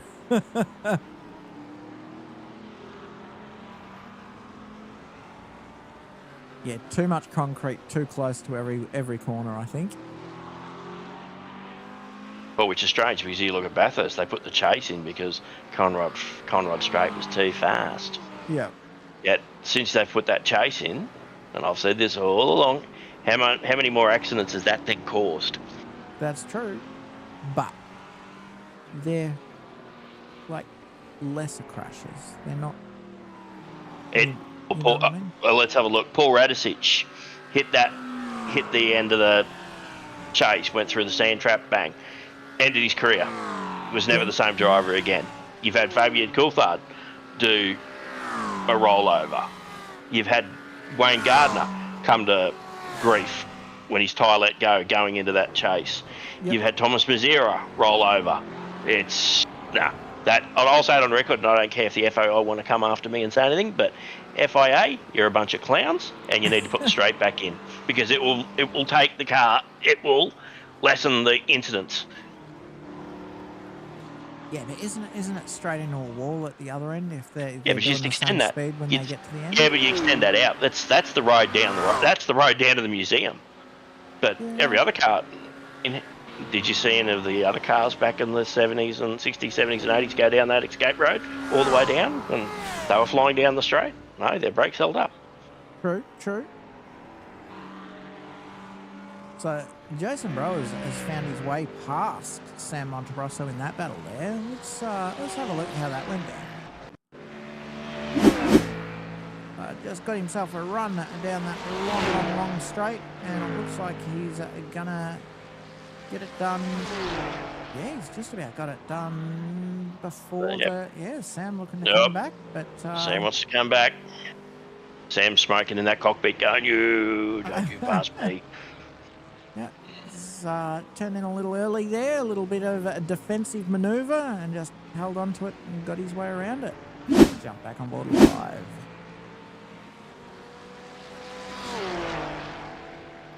So I think these two are planning to battle all the way to the end. We're down to 11 laps. Most of the field has well and truly spread out. You know, we're talking seconds.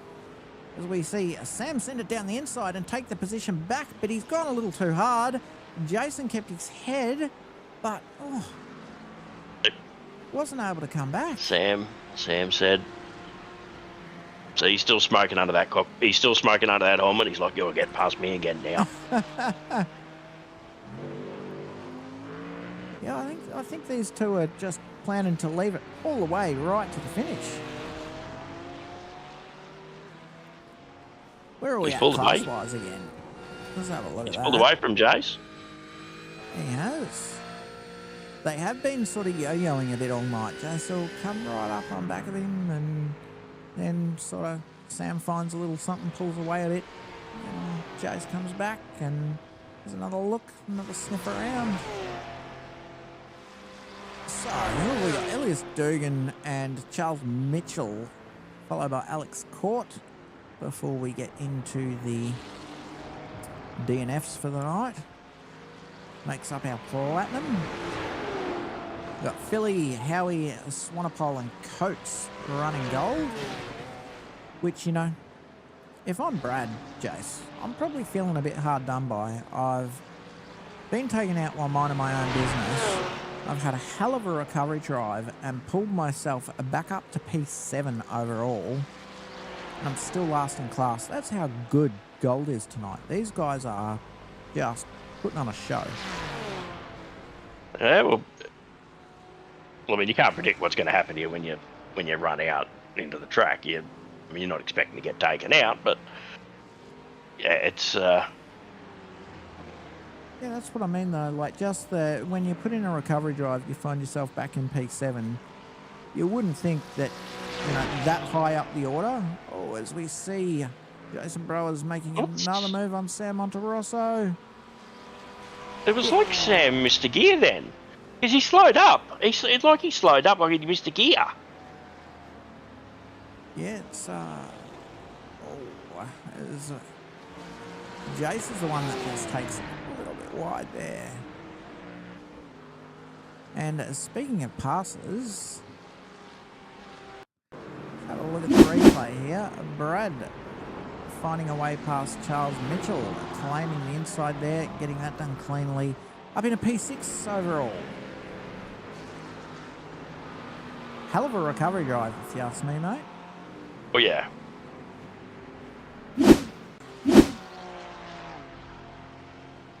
We get back. Speaking of passes, yes. And speaking of passes, my best mate for his 50th, he got tickets to go down to the Holy Mountain in October, and they include pit lane. That is a lucky man. All right, we've got another battle going on. Chris Ruddle under attack from Tristan Jack, and Tristan not in the signature Bumblebee Porsche tonight. He's in the Kraken Lamborghini. It's a nice rum, that Kraken. I'll give it that. Oh, it is good, isn't it? It is a nice rum. Very expensive though. Yeah. At full price, $100 a bottle. Is that how much it is now? Yeah, I saw it. It was on special at a certain. I won't say anything. Was $69. Yeah, right. Normally it was going for like $95. Yeah, it was like. And you think 63% of that's tax? Yeah, I haven't been much of a drinker for the past 5 or 6 years. Not like a teetotal or anything. I have the occasional beer and whatnot, but just sort of, yeah, didn't agree with the medications, so I kind of gave it up. So the last time I drank it, that $60 was about the normal price for the bottle. So to hear it's normally 95 odd, I'm shocked. Yeah.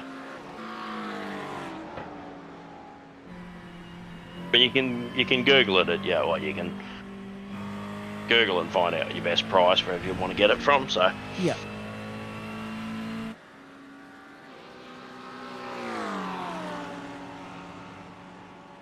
So a little battle forming between these two, and I see there might have been a slight mistake or something from Sam in that last lap, because he started closing right up to the back of Jason Browers again, and has now just fallen off a little bit. He's back within a second, but yeah, the gap just opening up a little bit. And look at this, will you? Speaking of recovery drives, Brad finally in a position to put himself off the bottom of gold, and Jux finds himself under pressure. And Howie ain't that far up the road.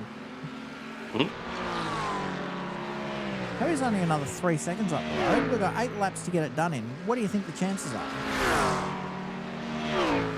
Never say never. You make a mistake into a corner, anything's possible. And slide Brad the car. Is on an absolute charge right now, looking at that. So if we jump on board with Howie and have a look at our lap times, mate, I'm thinking we're going to see a battle. Like I said, never say never. Well, lap 37, Coates 1 second faster. Lap 38.7 faster. Lap 39, 1 second faster. Lap 40, 2.1 faster. Lap 41.8 of a second faster. If you've got a, what's he got? A 3.2 second gap, and that's the lap by lap deltas you're seeing, you're worried if you're Howie right now. It was Was he held up by traffic? That's the question. You never know. 4 or 5 laps straight? You're right, you don't. The field has spread out a fair bit by now, and Yeah. let's face it, when you're just chilling and not under pressure, you do tend to, or at least I tend to go, well, I'm not catching Philly, so why risk it? So he may find another gear now, and he has. There was 3/10 in it that last lap just gone. So how he's seeing what's going on and getting into gear. As I just caught sight of Grant Boyden there. He's only 2.7 seconds up the road. I think it was bigger than that before. I think Howie might be pushing up on Boydo. Well, it's going to make for an interesting conclusion of the race, that's for sure. Yeah, we're at the hour and a half mark right now. 43 laps into it. 7 laps to go. Have a look. Jason Browers finds himself off track here. What's happened there? Just a bit wide. Yeah, just a bit of a rally. And Sam Monterosso finds his way back past again. So these two, P14 and P15, and these guys are battling like the entire championship depends on it. It is fantastic racing to watch. It is. Now Jace is smoking under the helmet. He's firing up. He's lighting up now. He's like, right. Yeah. You're very angry at yourself when it's a trip out into the dirt. When they get you just because, they've got a good strategy, they planned it, they executed it well, that's one thing. When you put a couple of wheels in the dirt and rob yourself of the run, you're kicking yourself.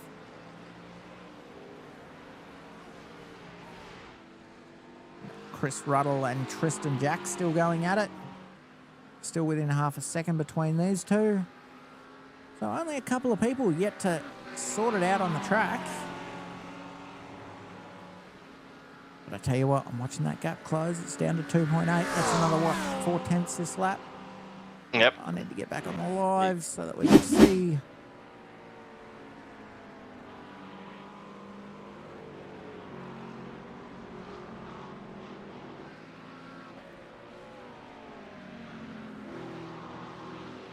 McLaren's coming. He took a second off him. He's coming. He is coming, and he is coming fast. That is. Yeah, that's closing up quickly, isn't it? How he's going to want to make that Mustang as wide as a B double. Now that little step graph there, that really shows you how fast Howie's coming, doesn't it? Sorry, yep. Brad's coming. Yep. So you got 5 laps. The gap's gone from 7.3 to 1.8, and just every lap it is a decent chunk.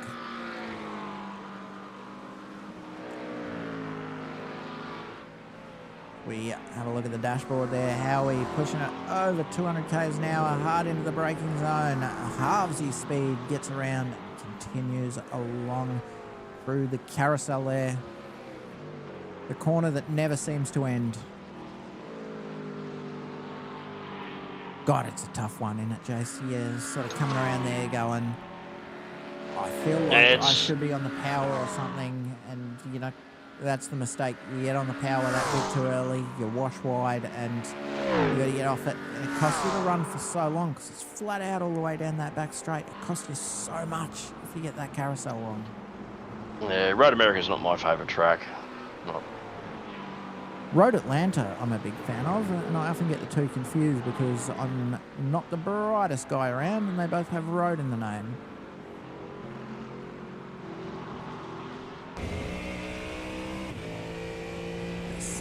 Sending it along there. So 206.5 was his last. Let's see if we can see those. Have a look at the sector differences here. Oh, he's got. Yeah, well, you can see where he's. 5 and 6. He's fought some back, but it looks like Brad very strong through sector 4. That's where most of the gap's coming from.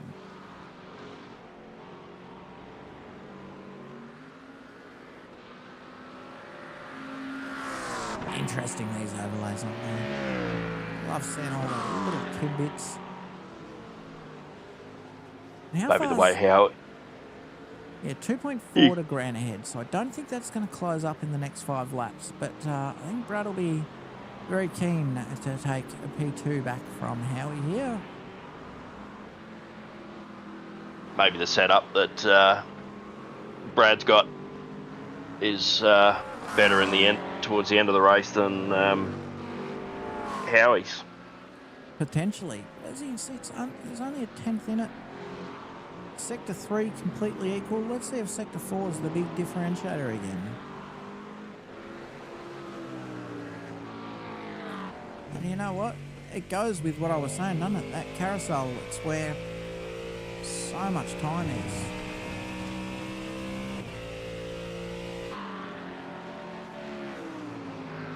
Where's Sector 4 finish? And yeah, Brad's getting real close now.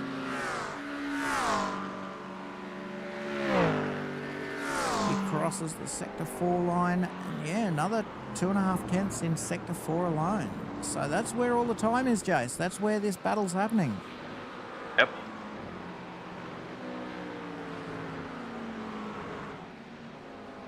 And you know what? Thinking about it, it's the end of that back straight where I've seen a lot of Brad Coates' passes tonight. So I think he's probably one of the strongest in the field around that carousel in that back section.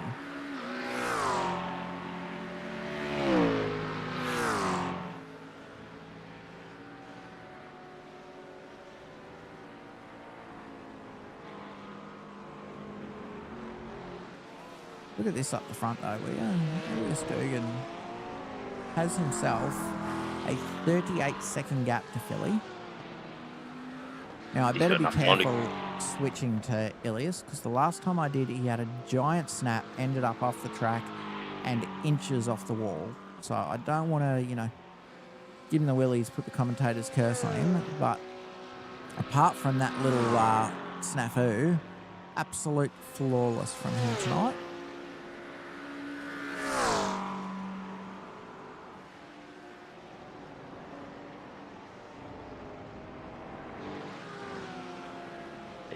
Elias has got enough time to go through the drive-through at Macca's or Hungry Jack's or KFC, get his order and still come back out up in front. Well, we know he loves a mid-race smoke break, so, you know, he could probably even get away with that at this point. Probably got the packet sitting right next to him, and he's just, when he's down the straight, he's... Well, that's what the lip pillows are for, mate. For these longer sessions. Not that I do that. You're not allowed to do that.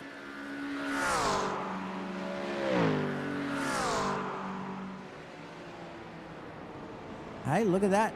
Nothing in Sector 4 that lap. Howie seen it coming. Trying to keep that second gap.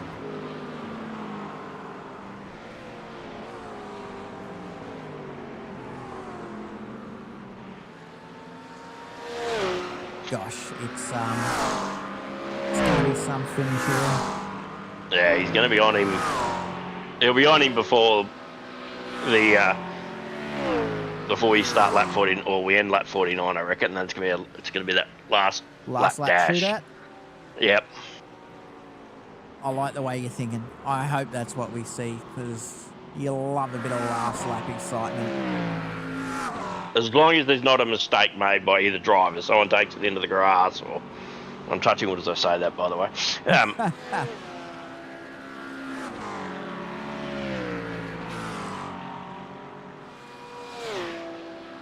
You just need to make that Mustang as wide as a B double, Howie.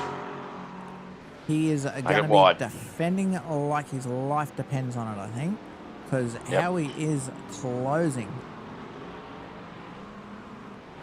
Within that second now, and he's about at that point where the slipstream starts giving you a bit of help to close even faster, which is bad news for Howie, because a lot of straights here, and they're big. Yeah, if he's within 1.2 seconds, which he appears he is now, he's getting the toe. He's just starting to get toe. 0.6 now. It's closing right up. He's in the tow. And I've noticed now that he's hit the toe, that Dirty Air's taken his advantage in the carousel away. He's just not getting the downforce like he used to, I believe. Let's have a look at the sectors again. See how Sector 4 plays out this time. No, he has managed to go 0.3 faster. And look at him, he's all over the back. This is about to get real. But we could always ask Howard to make a $50 donation to VGA, and we'll then get on the radio and penalise Brad for it. We'll make him do a drive-through. I mean, that's a good way to make the league some money. I'm all for it. I want my cut. yeah. Oh dear. Just a tenth slower in Sector 6. It's back and forwards yo-yoing, but oh gosh, 0.3 in it. And what do we got? 3 laps to go. Yeah, this is lap 48. All right, we're on.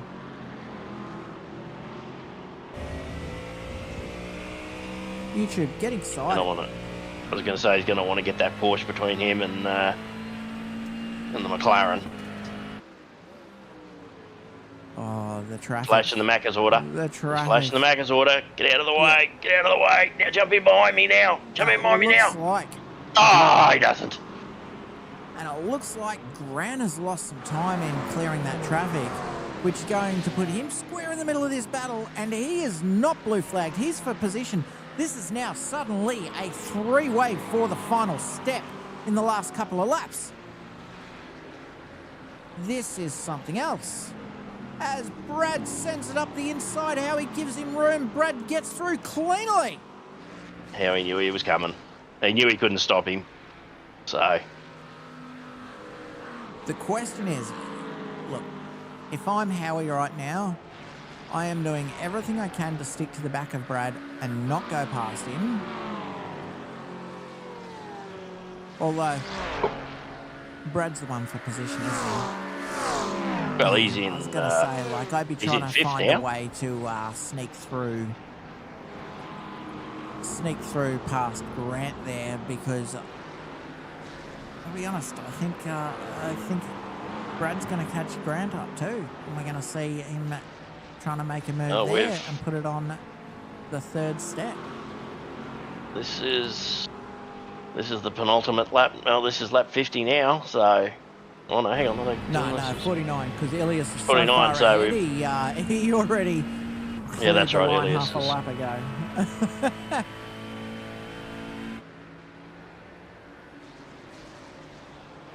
So yeah, Elias on 48.48 laps complete right now, while these guys are on 48.1. That gives you an idea of just how far Elias has been able to run away during this race.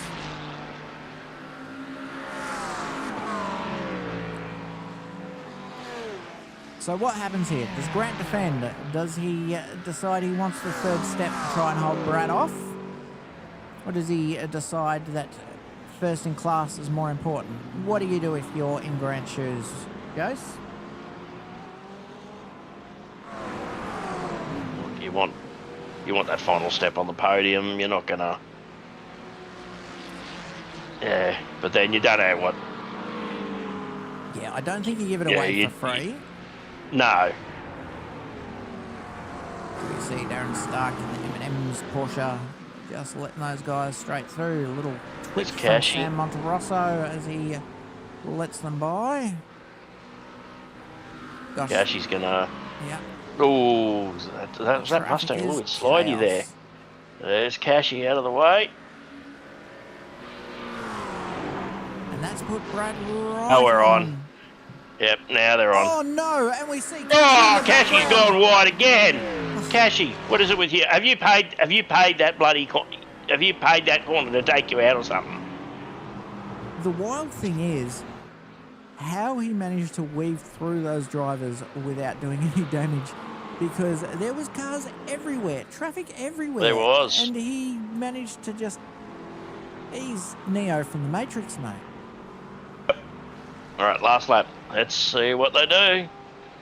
Grant wisely holding that in a line, saying, if you want this, Brad, you go the long way around. You're going the long way, but he's in the toe. This is gonna get. And Oh, he's got him. look at the pace that he's got there. So Brad Coates able to get that done, but I don't think Grant Boyden will be, knowing Boydo, I don't think he'll be ready to let that rest. He'll be pushing on as we find Ilias nearly at the end of his race here. Going to be the first one across the line by a long way. So as he gets towards the last corner, we'll jump on board with him. Yeah, look at that. Boydo saying, Brad, you might have found your way through, but I'm not so happy about it. I would have liked that third step, and I'm still going to try and take it. There's 3/10 in it.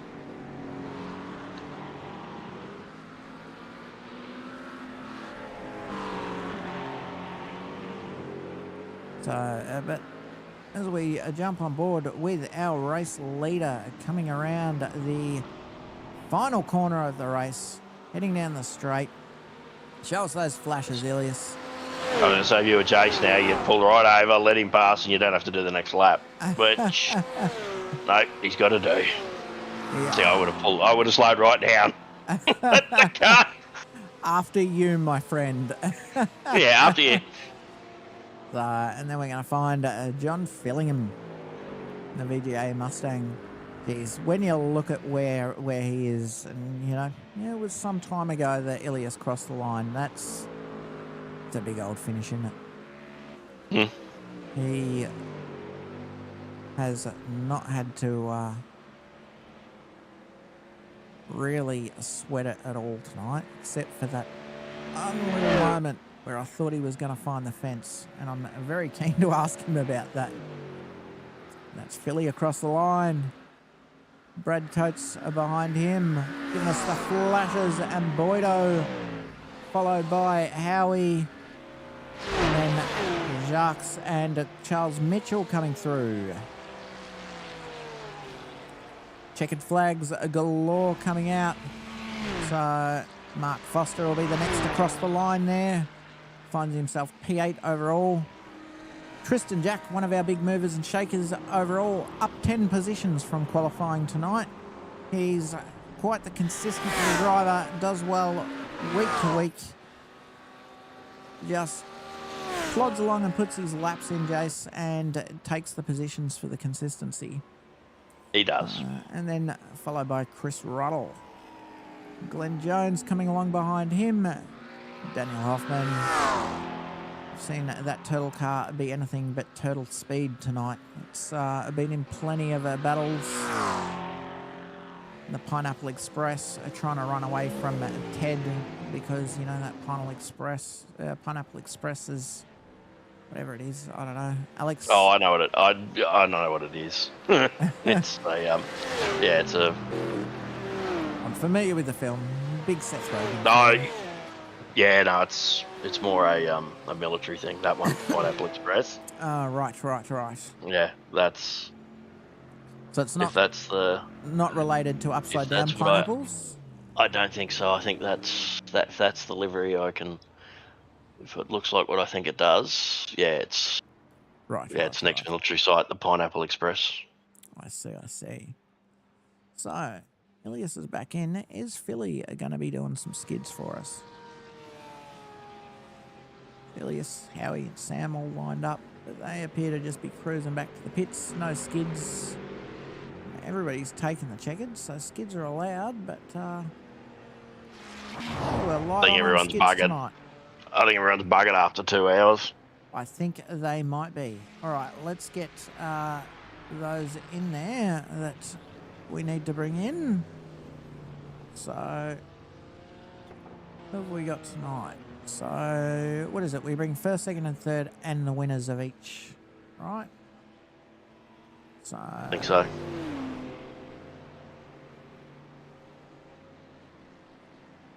Alex looks like he might want to have a chat. Get roasted. I know that person. Hey, lads. How are you, Philly? You good, mate? Yeah, I'm good. How are you? Yeah, good, mate. How's your back? That was Really good, actually. Really good. Really good. Yeah, I said when I jumped on the bike, I said, "Oh, he's back really good now, or he's on some good painkillers." That's it. Elias, mate. Ah, Oh no, he's put he's himself still, on. he's fully muted. He doesn't not know it keen. yet. He doesn't want to talk. That's fair enough. All right. Oh, he probably doesn't realise he's fully muted. Yeah, potentially. Philly, mate. You just kind of cruised around tonight. A good solid P2. Not too much fighting. How'd it go from your end? I surprised by my pace, actually, because I was nowhere near this quick in practice. And then bit of early lap chaos for some others, unfortunately. And then cleared the way for a great battle for a little bit with Brad, myself, and I think it was Nathan. Yep. And then, bit by bit, we all fell off one at a time. And then I myself had an incident on the second stint. But no, it just all came together in the end. Yeah. It's Ilias decided he wanted to just drive away and finish 40 seconds in front, but Yeah, great drive, really is. and then we had Brad, mate, talk us through that incident. You're minding your own business, and suddenly a Porsche appears and just says "F you" in particular. Yeah, look, not ideal. Obviously not intentional in any way. It just happened to be my turn to get the unlucky stick this week. But big one for me this week, being able to recover that one back. So definitely proud of kind of going from 3rd down to 19th to back to being able to get on the podium and being here. It's a big one. Wrong place or wrong time, definitely. So from what I could see in the replay, it was a wheel in the dirt that just spat poor Darren, and he basically had no control of where things went at that point. Yep. But yeah, otherwise, fantastic recovery drive, as you said. We're watching you move up the list. I think the proximity to the pit lane helped you a little bit there, because it sort of resulted in 2 short stops rather than a big long one, and helped you get back in it. Yeah, that was the gamble. I was always fuel saving from the start. Not that you essentially need to, but every little bit helps. And I think just having those tyres that were 4 laps younger than everyone else's right at the end there really kind of helped me secure the last few spots. Nice work, mate.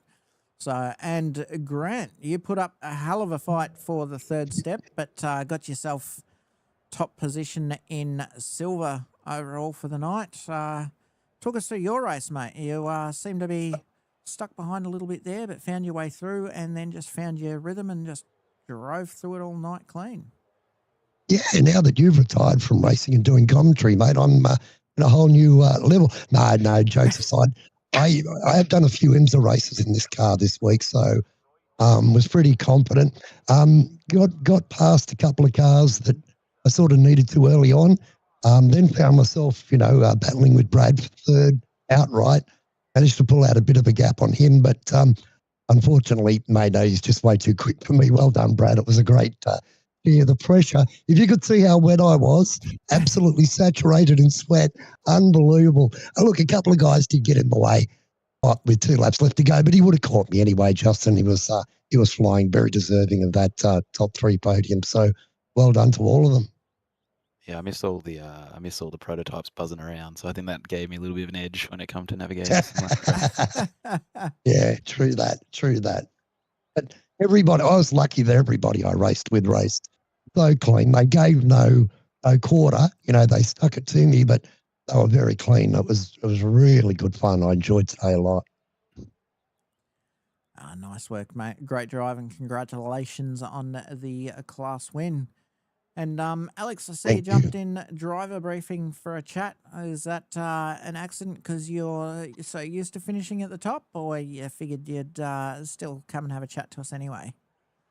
Nah, I still figured I'd come have a chat. Still got P3 overall, so yeah. You did, mate. Yeah, Platinum P3, good recovery drive. It was a bit unfortunate at the start. It's not how you like to see a race start. I don't think it was even the original tap, though that didn't help, but it just puts you in such a precarious position. Yeah, look, I'm not going to comment too much on it. I've got some pretty valid feelings, but we'll let the stewards deal with it. But the initial tap definitely didn't help, that's for sure. But yeah, look, it was, nearly 3 minutes tow.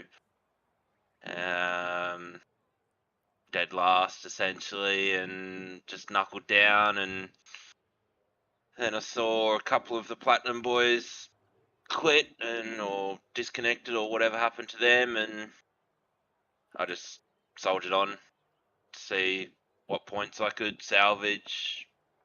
Overall, I couldn't catch Charlie in P2 for Platinum, so I don't know if the Platinum points and overall points differ, but yeah, look, it's still P3, so it is what it is. It was a shit fest of a night, really. Like, I had hardware issues during or even before the race. Headphones weren't working, so I had to change those over, and then they stuffed up in the end of quali, and I had to do a restart, and yeah, it was A rough old night all round, mate. it was one of those nights, yeah. Yeah. And I see, Ilias, you've come off and you're ready to have a chat to us. I was hoping I'd be forgotten about, to be honest. I'm Mate, pooped. we'll never forget about you, Axel. You know that, mate. Yeah, that was a good race. Unfortunately for Alex, that was unfortunate. I just seen in the mirror actually, I didn't even see it.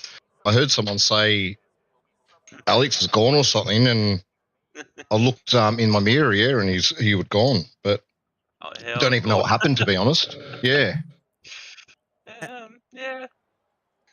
And how are your pants, Axel, after that little moment where the 12-second gap became 5 that we just happened to jump on board? Yeah, we saw it, mate. We saw it. Well, my mind was up going towards my obvious cigarette break. I'm like, oh, if I hit the wall here, I'm going for a smoke. But luckily I didn't. He said he was onto you. We jumped onto you about 4 laps from the end, and he's like, "Well, I'm not putting the mockers on Axel this time. He'll kill me if I do that." And I'm like, "No, you won't. I don't know what happened there. Actually, it caught me out. I had a last minute car change. I decided to go the McLaren after doing about 3 laps in the practice just before it, and it felt great. But that corner, caught me out. Well, that was the one that caught me out, but it nearly caught me out a few more times. Yeah, it seemed to just spit you, but you gathered it up okay. Bit of a touch on the grass. I thought, oh, he's gone here. But, good recovery and able to keep it going and then finish, half a lap up. That's, you got to be happy with 40 seconds, don't you? Yeah, I'm just wrapped to finish one finally. I think this is the first one I finished this season. I think you might be right, mate. But, hey, we're only round 6. There's plenty more to go. Like, the other, you've got 4 drop rounds potentially in the first 5, so we're still in it. All right, folks. Well, let's do some thanks and shout outs. So we'll start at the top, which means back to you, Ilias. Yes. Wow. Yeah. Well, thanks to you guys first and foremost. It's always a pleasure to have a chat and listen back and watch back. You guys always do a fantastic job. All the guys behind the scene, I know that Easty and Sammy, and it was good to see Philly back actually tonight. Another VGA car on the podium. Well done, Philly. Cheers, mate. And yeah, but I think that's it. To be honest, I'll probably miss half a dozen things, but yeah, I'm good. Thank you. Awesome. Thanks, mate. And that means we pass the mic over to Philly. Any thanks and shout outs tonight, mate? Yeah, congrats to Ilias. Stellar drive. I thought I was going to catch up there, but yeah, not a chance. But well done, mate. Thanks to yourself, Justin and Jason, for broadcasting, for Jared and Sam for doing all the work in the background and keeping the league alive and strong, and to Campbell's Custom Computers. Awesome. Thanks, mate. And Brad, over to you, mate. Yeah, just shout out to the boys at Revolutionary Racing, as always, and our sponsors, Field Coat, ARTX, Sudspeed, and Kibby. Nice one. Thanks, mate. And Boydo. You won't be surprised with this one, Justin. A shout out to Simline. Thanks very much. And thanks to all the competitors and all the admins that do all the hard work behind the scenes. Really much appreciated. So everybody involved, thank you. And thanks to the commentary team as well. Always great fun. Thanks, mate. And Alex, over to you, mate. Yeah, as always, massive shout out to my amazing fiance for all her support. It's been a rough couple of weeks and she keeps me going somehow, puts up with all my crap. All the other competitors, all the admin team, you boys in the commentary do a fantastic job. Teammates for all their efforts and everything with setups, and had a couple of the boys in there tonight. We had Jason and Daniel Hoffman. They had 2 good results as well, so that's good to see. And I think that's everyone, friends and family. Nice work. Thanks, mate. And personally, big thanks to you, Jason, for putting down what you were doing and jumping in the box with me tonight to make it easier. That's These right. long ones are tough on your own. I'll be in the box with you probably next Thursday because, yeah, I won't be able to practice on Thursday or Tuesday, so I'll jump in the box with you on Thursday as well. I'll look forward to it. So, speaking of next Thursday, another round. We're going to the Temple of Speed for a 60-minute race. That's Monza. Let's hope that we can make it through the chicane much better than any official that I've ever seen, because Turn 1 Monza is chaos. But chaos might not be good for driving, but it's good for viewing. So if you're on YouTube or Twitch and you're not driving, why aren't you? First off, go to aesleague.org and join us. But if you're not going to drive, at least watch. Join us then. 8 p.m. Australian Eastern Standard Time. 7:30 practice starts for those of you driving. And we hope to see you there for round 7.